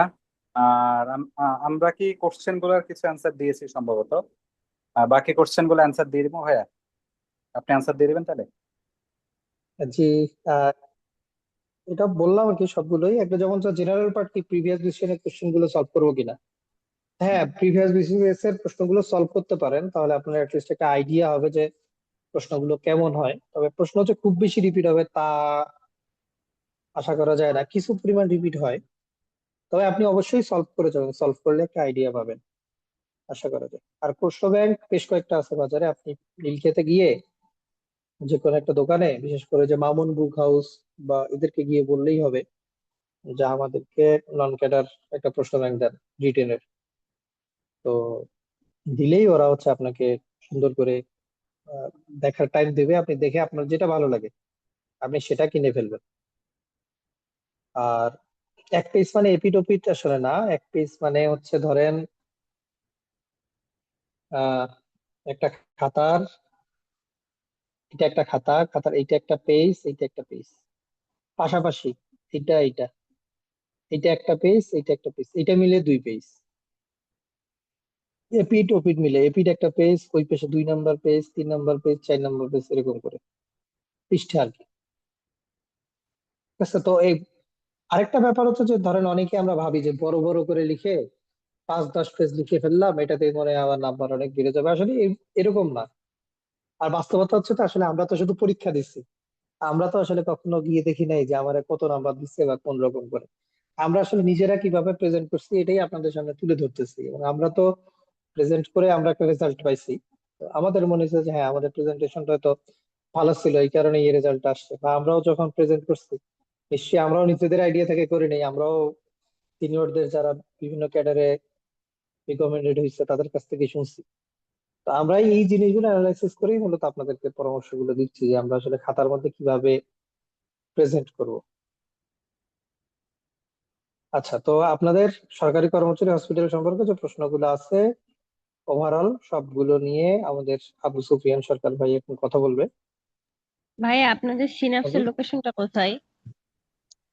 আপনাকে দিয়ে দিছে দেখেন কমেন্ট বক্সে, এটা হচ্ছে পিলারা টাওয়ার। বাংলা মোটর বলেন, শাহবাগ বলেন, অথবা হচ্ছে আমাদের কারওয়ান বাজার বলেন, তিনটারই মাঝামাঝি পজিশনে, তিনটা থেকে সমান কাছাকাছি প্রায়। ভাই মেট্রোতে কি এটা যাওয়া যাবে? এটা হচ্ছে আপু, আমি বলি কারওয়ান বাজারে আপনি যদি মেট্রো দিয়ে নামেন সেক্ষেত্রে হচ্ছে আপনার দুইটা রাস্তা গেছে, একটা তো গেছে হচ্ছে বসুন্ধরা সিটির দিকে, আর একটা হচ্ছে হাতিরপুল। হ্যাঁ, তাই হাতিরপুলের রাস্তা দিয়ে আপনি যদি যান তাহলে ইস্টার্ন প্লাজার আশেপাশেই দেখবেন এই যে দিলারা টাওয়ার আছে, মানে কাঁটাবনের দিকে যে রাস্তাটা আচ্ছা, ওই দিকে। ইস্টার্ন প্লাজার ওই আশেপাশে আপনাদের হ্যাঁ, হ্যাঁ, সেন্টার। হ্যাঁ, হ্যাঁ, হ্যাঁ। আচ্ছা আচ্ছা। গুগল ইস্টার্ন ম্যাপে সার্চ প্লাজার দিলে একটু পেয়ে আগে, যাবেন। জাস্ট দিলারা টাওয়ার 4টা দেখলে, বিল্ডিং আগে। হ্যাঁ 4টা বিল্ডিং আগে দিলারা টাওয়ার নাম লেখা আছে বড় করে, ওটা দেখলেই পাবেন। আর আমাদের তো আবার লোকেশনও পরে হয়তো চেঞ্জ হবে, সেটা আপনাদের জানাই দেওয়া হবে। ঠিক আছে। মানে মেডিকেল সায়েন্সের বিষয়টা একটু আলোচনা করলে ভালো হয়, প্রশ্ন লাস্টে নিলে ভালো হয়। আচ্ছা ঠিক আছে, আচ্ছা, আমরা প্রশ্নগুলো লাস্টে নিব। মেডিকেল সায়েন্সের বিষয়ে আমাদের নাইম তাজার ভাইকে আর কিছু বলবেন? না না, আমি আর বলবো না, আবু সুফিয়ান ভাই বলবে। আচ্ছা আচ্ছা ভাই, তাহলে আমরা পরবর্তীতে আপনার কাছ থেকে কোশ্চেনের অ্যান্সার গুলো আবার নিব। আর আবু সুফিয়ান ভাই, তাহলে আবু সুফিয়ান ভাইয়ের যে কথাগুলো বলার একটু তাহলে আমাদের সাথে শেয়ার করেন প্লিজ। মেনলি আবু সুফিয়ান ভাই আমাদের সাথে মেডিকেল বিষয়ের কথাগুলো বলবেন। আবু সুফিয়ান ভাই শুনতে পাচ্ছেন? হ্যাঁ, আমার কি কিন্তু শোনা যাচ্ছে? হ্যাঁ হ্যাঁ, শোনা যাচ্ছে। শুরু করে আচ্ছা, দেন। আসসালামু আলাইকুম। ধন্যবাদ ডক্টর জাফরি ভাই এবং ডক্টর নাইম তাজওয়ার জেনারেল পার্টগুলো সুন্দরভাবে আলোচনা করার জন্য। এবং যারা শুনছেন, আহ, যে নন ক্যাডার সরকারি কর্মচারী পিলি পরীক্ষা উত্তীর্ণ হয়েছেন, সকলকে অভিনন্দন। হয়তো আর আহ, অক্টোবর বা নভেম্বর মাসে হয়তো আপনাদের পিলি পরীক্ষা অনুষ্ঠিত হতে পারে। তো আপনারা সবাই অবগত আছেন যে আপনাদের রিটেন পরীক্ষায় 200 মার্কস। সেই 200 মার্কসের মধ্যে মেডিকেল পার্টি হচ্ছে আপনাদের 80 মার্কস। তো এই 80 মার্কসের মধ্যে আপনারা অন্যান্য যে বিষয়গুলো বাংলা, ইংরেজি বা সাধারণ জ্ঞান, যেগুলোতে পাস মার্ক 30% করে, কিন্তু আপনাদের মেডিকেল পার্টে পাস মার্কস আপনারা সকলে জানেন হচ্ছে 45%, অর্থাৎ হচ্ছে আপনাকে 80-র মধ্যে অন্তত 36 পেতেই হবে এখানে। অন্যান্য সাবজেক্টে আপনি যত ভালোই করেন না কেন, যদি আপনি 36-এর নিচে পান তাহলে সেটা আপনার ফেল হিসেবে গণ্য হবে, সেক্ষেত্রে আপনি পিছায় পড়বেন। তো কিন্তু ওভারঅল কিন্তু আপনাকে অবশ্যই 50% মার্কস পেতে হবে, অর্থাৎ 200 মার্কসের মধ্যে অন্তত আপনাকে 100 মার্কস প্লাস ক্যারি করতে হবে যদি আপনি ভাইবার জন্য উত্তীর্ণ হতে চান। তো সেক্ষেত্রে মেডিকেল পার্ট, যেহেতু অবশ্যই আমরা মেডিকেল অফিসার হিসেবে মানে নিয়োগের জন্য পরীক্ষা দিচ্ছি, অবশ্যই এটা একটা ভাইটাল পার্ট এবং 80 মার্কস। তো আমরা জানি যে মেডিকেল অন্যান্যগুলোর যেমন একটা সিলেবাস দেয়া আছে, বাংলা বা ইংলিশ বা ইন্টারন্যাশনাল, যে একটা মোটামুটি একটা কাঠামো দেয়া আছে যে এই টপিকসগুলো। মেডিকেল পার্টের কিন্তু ওইরকম আসলে স্পেসিফিক সিলেবাস নেই। কিন্তু তারপর আমরা বিগত যে নার্কোটিক একটা, আপনারা জানেন যে 2 মাস আগে একটা নার্কোটিক একটা এক্সাম হয়েছিল নন ক্যাডার, 19শে জুলাই খুব সম্ভবত। এবং বিসিএস প্রিভিয়াস যে বিসিএস এর যে রিটেন পরীক্ষাগুলো যেগুলো 200 মার্কসের হয়, এখানে আমরা যদি একটু অ্যানালাইসিস করি দেখতে পাই যে প্রায় যত মার্কস থাকে মেডিকেল পার্টে, তার মধ্যে প্রায় 60 থেকে 75%ই আপনাদের মেডিসিন এবং ফিজিওলজি পার্ট থেকেই কিন্তু কোশ্চেনগুলো আসে, দেখবেন আপনারা। এবং নার্কোটিকও সেম দেখা গেছে যে এখানে প্রায় 75% মার্কস, মানে 60% বা 75 এখানে মেডিসিন থেকে এসেছে। সুতরাং সুতরাং বলাই যাচ্ছে যে এখানে আপনাদের মেডিসিন বা ফিজিওলজির উপর সবচেয়ে বেশি জোর দিতে হবে। এই জন্য আমাদের যে ক্লাস রাখা হয়েছিল হচ্ছে মেডিকেল পার্টের যে 5টা, তার মধ্যে কিন্তু 3টাই মেডিসিন রিলেটেড ক্লাস হবে। আর একটা করে আপনাদের হলো সার্জারি থেকে একটা আসে, আর একটা গাইনি পার্ট থেকে কোশ্চেন আসে। তো আমরা যদি কোশ্চেন গুলো দেখি তাহলে দেখা যাবে যে সেই মেডিসিনের কি আসলে খুব কঠিন কোশ্চেন আসে এরকম না, কিন্তু আপনারা দেখবেন যে সেই ম্যানেজমেন্ট বা আপনারা যে আমরা যে উপজেলা হেলথ কমপ্লেক্স বা প্রাইমারি ম্যানেজমেন্ট যে পার্ট গুলো আমরা যে ইন্টার্ন লাইফে করে এসেছি, এই টাইপের কোশ্চেন আসে। যেমন আপনারা যদি নার্কোটিকের কোশ্চেন গুলো দেখি তাহলে দেখবেন যে সেই অর্গানোফসফরাস বা ওপিসি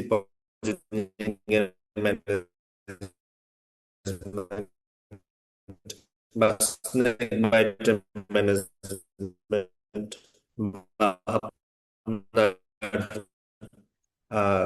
হাইপার কোলেস্টোলেমিয়া ম্যানেজমেন্ট, হ্যাঁ, এই টাইপের কোশ্চেনগুলো কিন্তু এসেছে, যে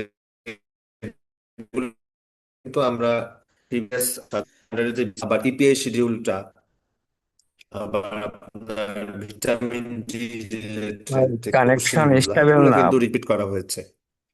সুতরাং আপনাদের এটা- জি, শোনা যাচ্ছে না আমাকে? কথা কেটে কেটে আসতেছে।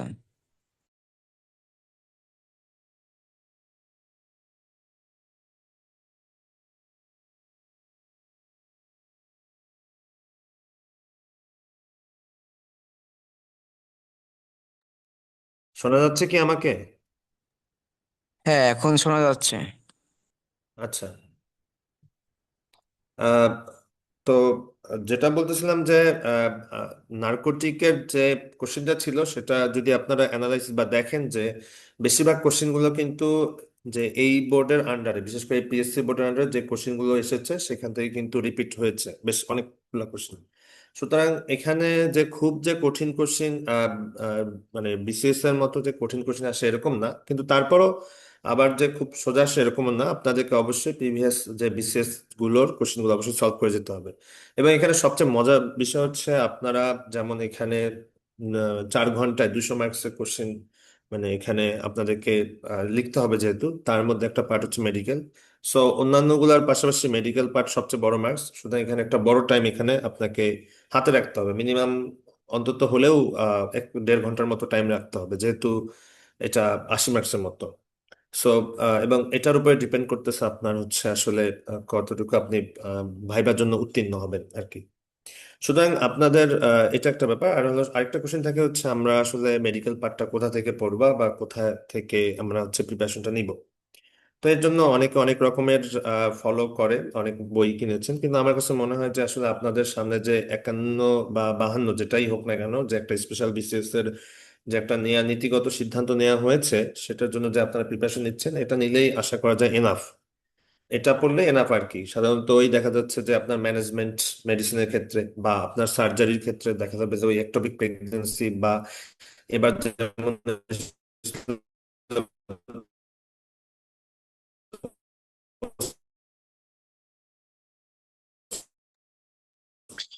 শোনা যায় না ভাই।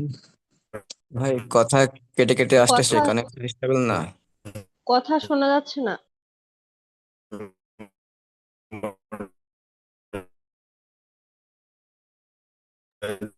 কানেকশন কথা স্টেবল। শোনা যায় না।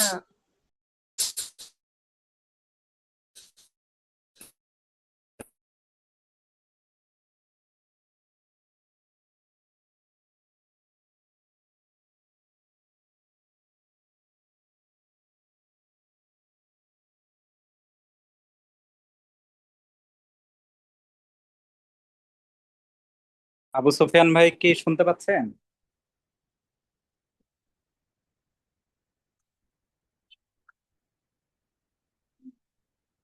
আবু সুফিয়ান ভাই কি লাইনে নাই?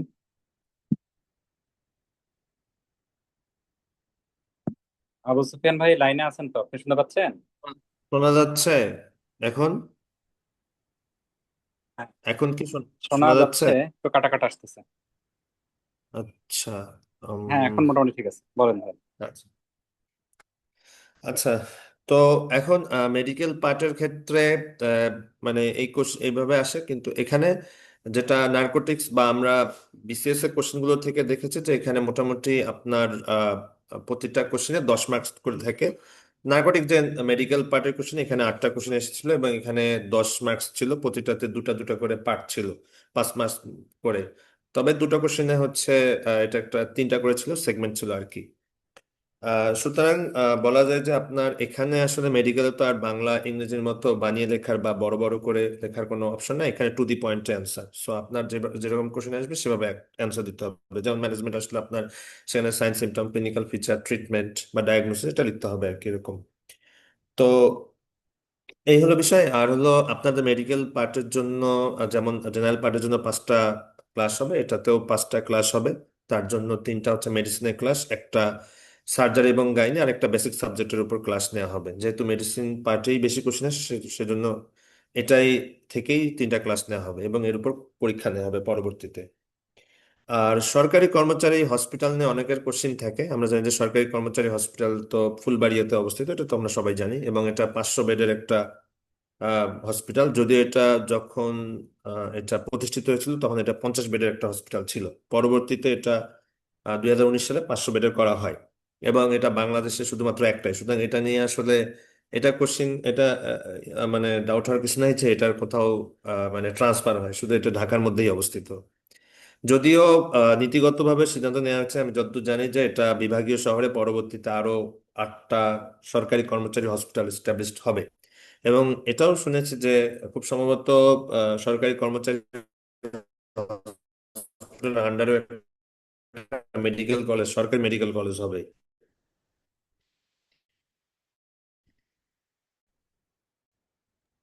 ভাই কথা আসতেছে না।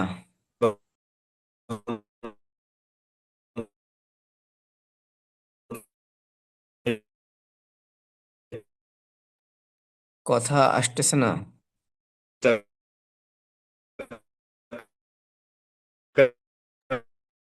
কথা শোনা যায় না। কেরানীগঞ্জে আহ, সম্ভবত আমার মনে হয় নাইম তাজার হওয়ার সরি প্ল্যান আছে। সুফিয়ান ভাই আপনাদের কথা শুনতে পাচ্ছেন, আই থিঙ্ক। সুফিয়ান ভাই আপনি শুনতে পাচ্ছেন? সুফিয়ান ভাইয়ের এখানে নেটের বেশ সমস্যা। আচ্ছা, আম, এখন কি শোনা যাচ্ছে? হ্যাঁ এখন একটু শোনা যাচ্ছে। আচ্ছা, মাঝে শোনা জানি না। আচ্ছা। হ্যাঁ, মাঝে শোনা যাচ্ছে না।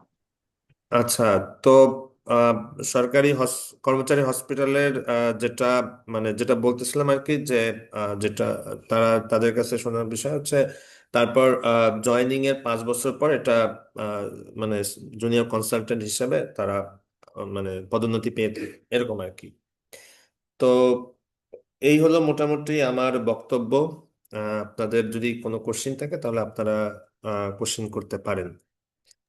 কোনো ডেপুটেশন কিনা ডিগ্রির জন্য। জি, শোনা যাচ্ছে? শোনা যাচ্ছে? হ্যালো? হ্যাঁ ভাই, পিজির জন্য ডেপুটেশন দেয় কিনা? হ্যাঁ হ্যাঁ, ডিপিজির জন্য অবশ্যই ডেপুটেশন দেয় এখানে। এখানে ডেপুটেশন দেয় সবকিছুই। এখানে সরকার আমরা যে হেলথ ক্যাডার যারা আছে বিসিএস এর মতো ঠিক সবকিছুই সেম। শুধুমাত্র শুনেছি যেটা এখানে ইনক্রিমেন্ট রিলেটেড একটা ইয়ে আছে, যেমন বিসিএস এর ক্ষেত্রে যে 3টা ইনক্রিমেন্ট পাওয়া যায়, এখানে 2টা ইনক্রিমেন্ট পাওয়া যায়, শুধু এটুকুই। আর বাকি সবকিছুই সেম, বরঞ্চ এখানে বিসিএস এর চেয়ে একটু ওয়ার্কলোড একটু কম থাকে। যে ঢাকার মধ্যে যেহেতু, এটা একটা সুবিধা। আর দ্বিতীয়ত ব্যাপার হচ্ছে যে এখানে যেমন আমরা বাইরে আপনি উপজেলা হেলথ কমপ্লেক্সে গেলে সেখানে একদম একটা আতঙ্কে থাকেন যে কখন পেশেন্ট এসে অ্যাটাক করে কিনা, বা কখনো এটা, এখানে ওই ধরনের কোনো ইয়ে নাই। এবং এখানে খুব ভালো রকমেরই খুব রেসপেক্ট পাওয়া যায়, যেটা শুনলাম আর কি। এখানে আপনার সব দিক থেকে খুব ভালো ফ্যাসিলিটিস পাওয়া যায় ঢাকার মধ্যে, যেহেতু আপনার সবই জানেন আর কি। এই আর কি। আর এই হলো মোটামুটি সরকারি কর্মচারী হসপিটাল রিলেটেড ইনফরমেশন আর কি। ওকে। এই লিখিত খাতায় সবুজ কালি ব্যবহার করা যায়?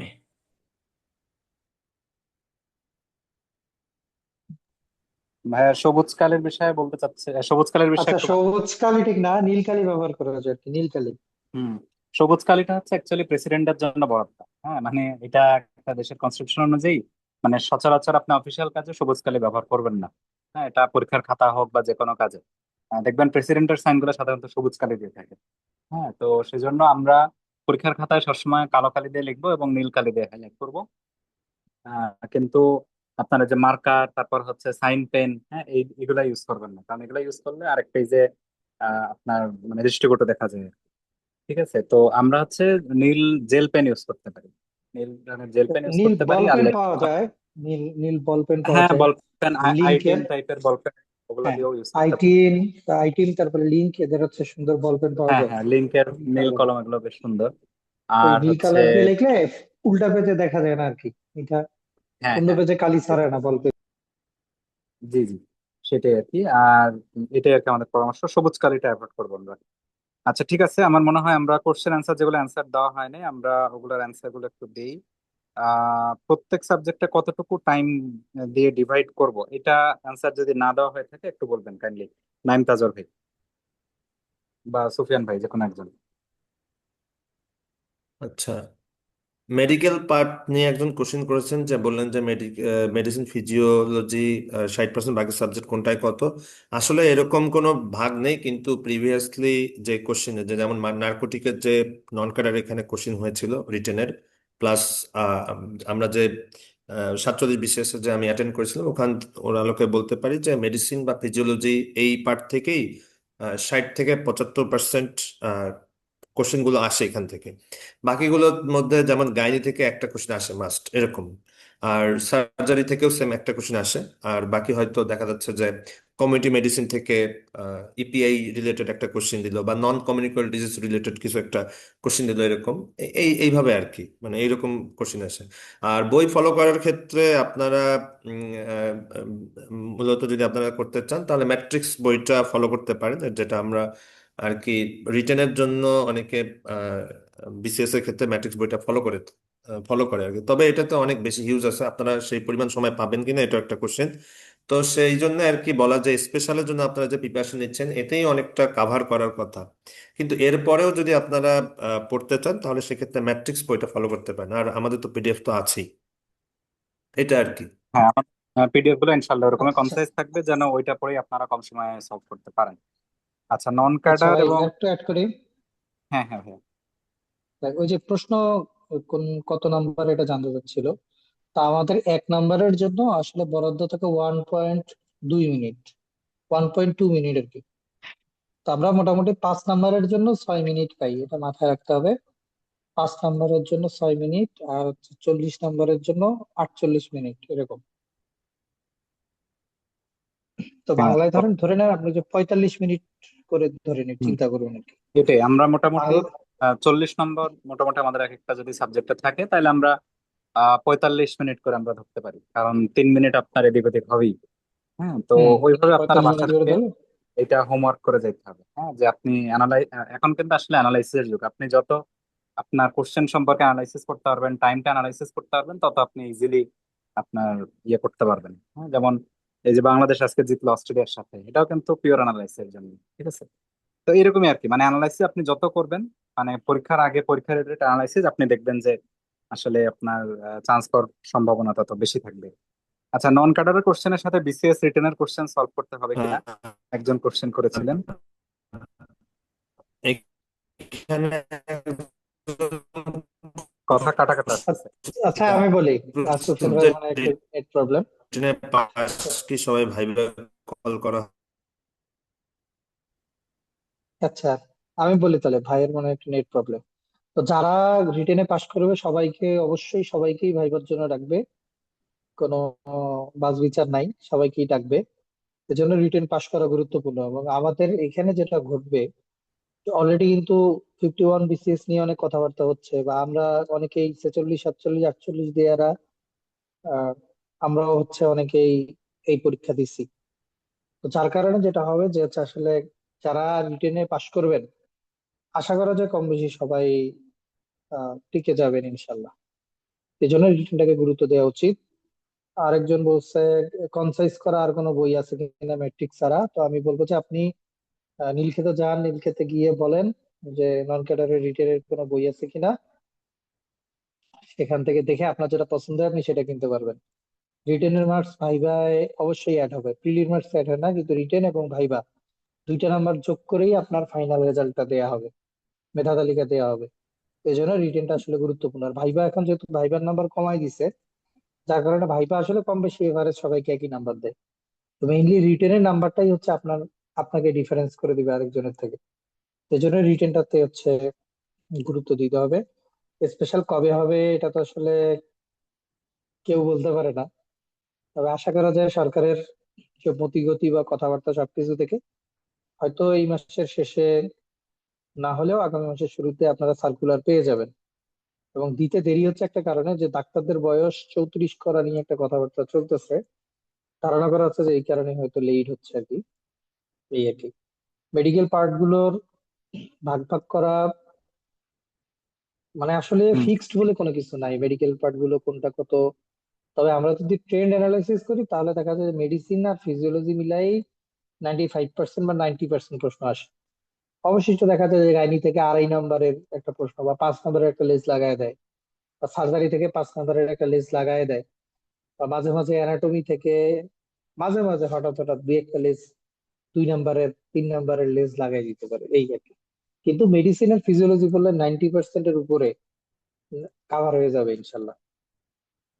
এবং স্পেশালি মেডিসিন মেডিসিন বেশি আসে, ফিজিওলজি হয়তো 20%-এর মতো আসে, আর বা 10%-এর মতো আসে। আর বাকিগুলো একদম নেগলিজিবল, আপনি অ্যানাটমি যদি ছেড়েও দিয়ে যান তাও কোনো সমস্যা নাই। বা গাইনি আর সার্জারি যদি ছেড়েও দিয়ে যান যে আমি এগুলো পড়বো না, তাইলেও কোনো সমস্যা নাই। আশা করা যায় হয়তো যে 2 একটা আসবে লেস 5 নাম্বারের, ওটা আপনি কম বেশি পেরে যাবেন আশা করা যায়। ভাইয়া, ওই এই আর কি। রিটেনের জন্য কি মানে কোনো নতুন ফর্ম ফিল আপ করতে হবে কিনা? বুঝলি তো, তো আমরা ফর্ম ফিল না আপ না, করছিলাম। কিচ্ছু করতে হবে না, কোনো ফর্ম ফিল আপ করতে হবে না, কিছুই করতে হবে না। আপনার একটা সার্কুলার দিবে পিএসসি নন ক্যাডারের, আপনি দিলেই আমাদের গ্রুপেই জানতে পারবেন যে আপনার পরীক্ষার ডেট দিছে কিনা। পরীক্ষার ডেট দিলে আপনার নতুন অ্যাডমিট কার্ড দিতে পারে, রিটেনের জন্য নাও দিতে পারে। বিসিএস এর রিটেন এখন নতুন অ্যাডমিট কার্ড দেয়, আপনাদেরও নতুন অ্যাডমিট কার্ড দিতে পারে। অ্যাডমিট কার্ডটা জাস্ট ডাউনলোড করে পরীক্ষার হলে চলে যাবেন, আর কিছুই না। কোনো ফর্ম ফিল আপের কিছু নাই। জাস্ট পরীক্ষার ডেট জানলে আপনি ফর্ম ফিল আপটা যদি দেয়, নতুন যদি মানে অ্যাডমিট কার্ড দেয়, তাহলে সেটা ডাউনলোড করে জাস্ট পরীক্ষায় বসে যাবেন, আর কিছু করতে হবে আপনাকে। আচ্ছা, অফলাইনে কি যে কোনো সময় পরীক্ষা দেওয়া যাবে কিনা এটা নিয়ে ডিসিশন কি যে হয়েছে? কোনো সময় বলতে এটা অফিস টাইমে এসে পরীক্ষা দিতে হবে আর কি, 9টা থেকে 7টা টোটাল অফিস টাইম, এর নয়টা মধ্যে থেকে আসতে হবে আর কি। 9টা থেকে 7টা কি অফিস টাইম? 11টা থেকে 9টা না? আমার জানা মতে তো 11টা থেকে 9টা সম্ভবত। আচ্ছা, এটা আপনি এনশিওর করে নিন তো, হ্যাঁ। আচ্ছা, মানে সকাল 11টা থেকে আচ্ছা সম্ভবত এটা 8টা বা 9টা, আমি যতদূর জানি আর কি। আচ্ছা, আচ্ছা এটা ঠিক গ্রুপে আছে। জানাতে হবে কোন হ্যাঁ, হ্যাঁ। টাইমে আসতে হবে। আচ্ছা, আর মোটামুটি বাকি অ্যান্সার দেওয়া হয়েছে, জেনারেলের পিডিএফ দেওয়া হবে। আরেকজন ভাই মনে হয় প্রশ্ন করছিলেন যে ক্লাস রেকর্ড থাকবে কিনা। অবশ্যই ক্লাস রেকর্ড থাকবে। আর হচ্ছে জেনারেল বিসিএস সহ এগুলো আমরা বলছি, লোকেশন বলছি। আহ ভাইয়া, আপনারা মানে চেষ্টা করবেন পিডিএফটা এমন ভাবেই দিতে যাতে আমাদের মানে বাহির থেকে খুব কম পড়তে হয়, যেন এখান থেকেই মোটামুটি ইনশাল্লাহ আমাদের জি মোটামুটি জি, কাভার আমরা হয়ে যায়। আমরা চেষ্টা করবো আচ্ছা, ইনশাল্লাহ হ্যাঁ। যে নাইম তাজার ভাই এটা এটা দেখতেছে, পড়লে। ইনশাল্লাহ এটা ইনশাল্লাহ করবে। আরেক আরেকটা বিষয় হ্যাঁ। আরেকটা বিষয় হচ্ছে যে আইসিটি মানে কম্পিউটারের উপর একটা আলাদা ক্লাস নেওয়া যায় কিনা, এটা আসলে ভালো হয়। আচ্ছা, বিজ্ঞান আমরা বাংলা একটা, সেকেন্ড পেপার ক্লাসটা নেই, যদি মনে হয় লাগবে এক্সট্রা ক্লাস, আমরা এক্সট্রা ক্লাস নিবো ইনশাল্লাহ। যে বিজ্ঞানের সমস্যা নেই। জন্য একটা আলাদা, আর হচ্ছে আইসিটি বা কম্পিউটারের জন্য একটা আলাদা, ভালো হয়। অত বেশি আসলে লাগে না, আমরা তো দেখছি অ্যানালাইসিস করে। আচ্ছা যদি লাগে তাহলে আমরা আবার নিবো এক্সট্রা, সমস্যা নেই। আর সরকারি কর্মচারী হসপিটালের সুবিধাগুলো কেউ জানতে চাইছিলেন। সুবিধাগুলো বিসিএস ক্যাডারের যা সুবিধা সরকারি কর্মচারী হসপিটালে তাই সুবিধা।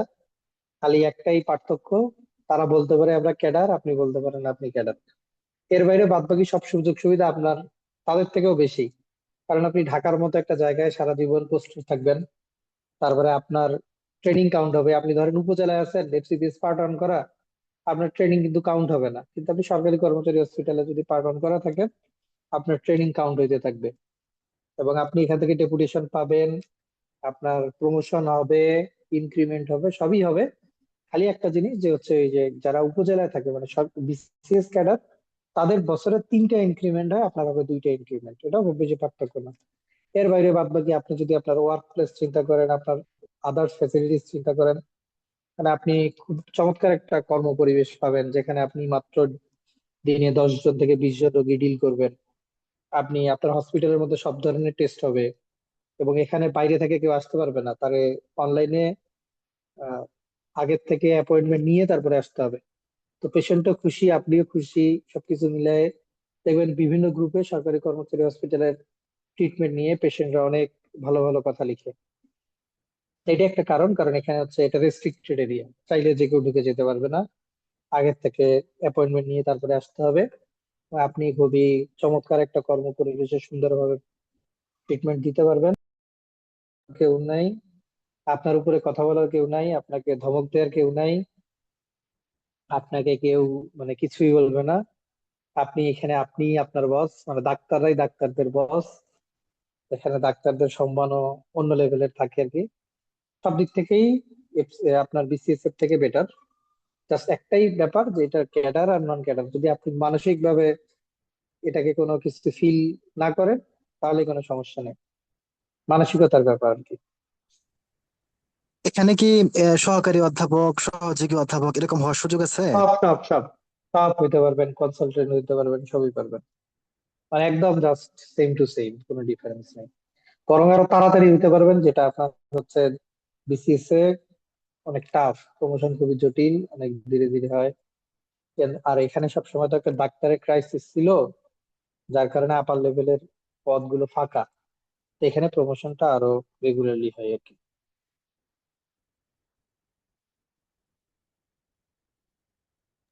ওকে। আর মেডিকেল পার্টের পিডিএফ দেওয়া হবে কিনা? মেডিকেল পার্টের তো পিডিএফ দেওয়া হবে নাকি নাইম ভাই? পিডিএফ দেয়া হবে, আমরা হচ্ছে হুম। চেষ্টা করবো ইনশাল্লাহ। আচ্ছা, বিসিএস এর কোশ্চেন সলভ করা নিয়ে আমরা অলরেডি বলেছি যে আহ হ্যাঁ, বিসিএস এর কোশ্চেন আমার মনে হয় সলভ করলে আপনার সেটা প্লাস পয়েন্ট, আপনি যদি সেটা সলভ করতে পারেন, কারণ আলটিমেটলি সিলেবাস তো কাছাকাছি।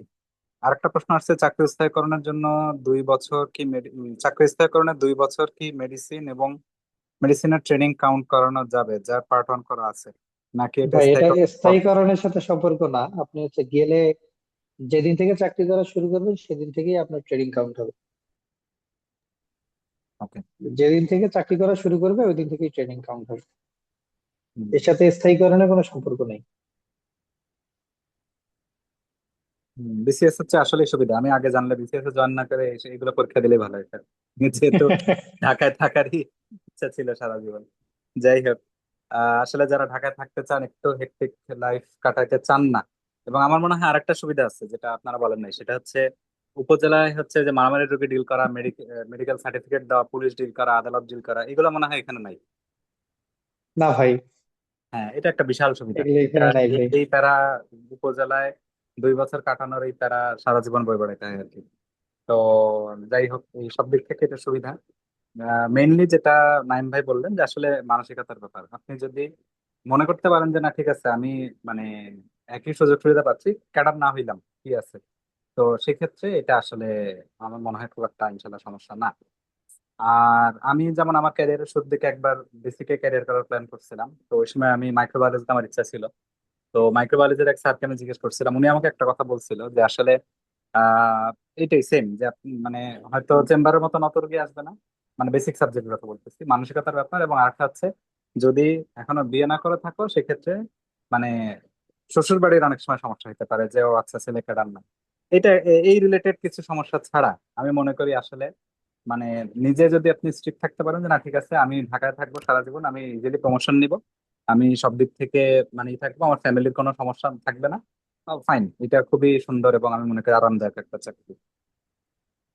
ওকে, আই থিঙ্ক আর কোনো প্রশ্ন থাকলে করতে পারেন, আদারওয়াইজ আমাদের মোটামুটি সব অ্যান্সার দেওয়া শেষ। আমাদের সাথে আমাদের একাডেমিক কোঅর্ডিনেটর ফাহিম ভাই ছিলেন কিছুক্ষণ, আমি ভাবছিলাম ভাইকে কিছু বলতে বলবো, কিন্তু ভাইকে আমি এই মুহূর্তে দেখতে পাচ্ছি না। তো সমস্যা নেই, মূলত আমরা সবাই সিনাপসিস পরিবারের অংশ এবং আপনারাও আমাদের অংশ। আপনারা আমাদের সাথে ভর্তি হন বা না হন, আমরা সবসময় সবাইকে হেল্প করার চেষ্টা করি। তো এই বিষয়গুলো সবাই আহ আমাদের সাথে ইনশাল্লাহ অ্যাটাচ থাকবেন আমরা আশা করি, এবং আমাদের খুবই মানে শর্টে আমরা যে প্রিপারেশন নিচ্ছি খুবই অল্প খরচের মধ্যে ইনশাল্লাহ আমাদের সাথে আপনারা সবাই থাকবেন এই আশা আমরা ব্যক্ত করছি। আর হ্যাঁ, আল্লাহ আমাদের সহায় হোক ইনশাল্লাহ, আপনাদের সবার জন্য দোয়া থাকলো। ক্লাস টাইমটা কখন হবে আহ নাইম ভাই? ক্লাস টাইমটা আমরা জানাই দিব, সাধারণত গ্রুপে আমরা জানাই যেমন দেওয়া হবে। বিসিএস এর ক্লাস বা যে কোনো ক্লাস আমরা সাধারণত সন্ধ্যার দিকেই নেই, মাগরিবের পরে। মানে এরকম টাইম হবে আর কি, 7:30 থেকে হুম 8টা হুম বা এরকম টাইমে। সাধারণত আমরা 7:30 থেকেই শুরু করি আর কি, এভারেজ আমরা কম বেশি হয়, অনেক মেন্টর দেখা যায় সন্ধ্যাবেলা হয়তো চেম্বার বা অন্য কোনো সমস্যার জন্য হয়তো বিকালে ক্লাস নেন, কিন্তু মোটামুটি আপনার বেশিরভাগ ক্লাসই আমরা 7:30 থেকেই শুরু করি আর কি, বা মাগরিবের পরে আমরা শুরু করি। হুম, এই ক্লাস ঠিক কি আছে। অনলাইন রেকর্ড হবে না না, ক্লাস লাইভ হবে, তবে এটা রেকর্ড থাকবে আর কি, মানে কেউ যদি মিস করেন সেক্ষেত্রে রেকর্ড দেখতে পাবেন। জুমে লাইভ হবে এবং এটা পরবর্তীতে আমাদের ওয়েবসাইটে রেকর্ড দেওয়া হবে, এটাই আর কি। মাগরিবের পর পর ইনশাল্লাহ হবে, যেহেতু মাগরিবের টাইম আগে আসতেছে। এখন তো প্রায় 6:40 মনে হয় নামাজ হয়, তো সেক্ষেত্রে আই থিঙ্ক আর কিছুদিন পরেই 5:30 6:30টার দিকে মাগরিব চলে আসলে আমরা রাতে 7টার দিকেই শুরু করে দিতে পারবো। তো এটাই আর কি, মোটামুটি আমার মনে হয় আমরা সবার কোশ্চেন অ্যান্সার দিতে পেরেছি, এবং এরপরও কারোর যদি কোনো কোশ্চেন থাকে আমাদের গ্রুপগুলোতে আপনারা আছেন, আমরা সবসময় আপনাদের জন্য চেষ্টা করি যে আমাদের জাস্ট ছোট ভাই বোনের মতো আপনাদেরকে হেল্প করার জন্য। তো সেটা ইনশাল্লাহ থাকবে, এবং আমাদের নাইম তাজর ভাই আমাদের এই গ্রুপটা সুপারভাইজ করছেন বা কোঅর্ডিনেট করছেন আমরা বলতে পারি। তো আশা করা যায় ইনশাল্লাহ খুব ভালো কিছু হবে। তো আহ ইনশাল্লাহ পরবর্তীতে আরো কোনো আপডেট বা যা কিছু হবে আপনাদেরকে জানানো হবে। আর অনলাইনে এক্সাম কিভাবে দিব, আচ্ছা অনলাইনে এক্সাম যেমন আমরা যেটা করি যে অনেকে তো অফলাইনে পরীক্ষা দেয়, সেটা ভিন্ন বিষয়। আর অনলাইনে দিতে চাইলে আপনারা হচ্ছে জাস্ট একটা আপনারা খাতায় লিখে ওইটা হচ্ছে ছবি তুলে স্ক্যানার দিয়ে স্ক্যান করে আমাদেরকে পাঠিয়ে দিলে হবে, পরে আমরা আইপ্যাডে খাতাগুলো দেখে ফেলি আর কি। তো ওটা সমস্যা নেই, আমরা খাতা যেমন আমি কিছুদিন আগে ফেজের কিছু খাতা দেখলাম, আমি যেগুলো অনলাইনে পরীক্ষা দিয়েছিলাম, আমরা জাস্ট আইপ্যাডে ওগুলো মার্কিং করে কোথায় কি সমস্যা আছে ওগুলো লিখে দিয়ে আমরা হচ্ছে ওইটা আবার আমাদের এক্সিকিউটিভকে দিয়ে দিই, উনি আবার আপনাদেরকে এটা পাঠিয়ে দেন সাধারণত। তো এটাই আর কি। থ্যাংক ইউ আমাদের উৎসাহ দেওয়ার জন্য। আমরা সবসময় চেষ্টা করি সুন্দর গোছানো আলোচনা করার জন্য, এবং আমাদের যতটুকু ইনফরমেশন আমরা জানি এটা আপনাদের সাথে শেয়ার করার জন্য। কারণ আমি আমি যেটা ফিল করি যে আমি যখন কেবল এরকম ইন্টার্নশিপ শেষ করে বা এমবিবিএস পাশ করে আসছি, আসলে ওই সময় এরকম প্ল্যাটফর্ম গুলো এতটা অ্যাক্টিভ ছিল না যে আমরা খুব সহজে ইনফরমেশন জানতে পারবো। আমি ইন্টার্নশিপের সময় আসলে এফসিপিএস, এমডি, এগুলা কোনটা কি সুবিধা, বিসিএস দিয়ে কিভাবে কি করতে হয় এগুলোও ওভাবে জানতাম না। কিন্তু আসলে এখন এই যে প্ল্যাটফর্ম গুলো হয়ে আসলেই সবার জন্য খুব সুবিধা হয়েছে। তো যাই হোক, এটা আপনারাও খুশি, আমরাও খুশি আপনাদেরকে হেল্প করতে পেরে। তো এরপর কারো কোনো প্রশ্ন থাকলে আমাদের গ্রুপগুলোতে জানাবেন, আমরা সর্বাত্মক চেষ্টা করবো, এবং আমাদের সাথে আপনারা অ্যাটাচ থাকবেন, আমাদের ব্যাচে ভর্তি হবেন এই আশাবাদ ব্যক্ত করে, এবং আপনাদের সবার সুস্বাস্থ্য এবং সফলতা কামনা করে আজকের মতো আমরা এখানেই শেষ করছি। সবাইকে ধন্যবাদ। আসসালামু আলাইকুম।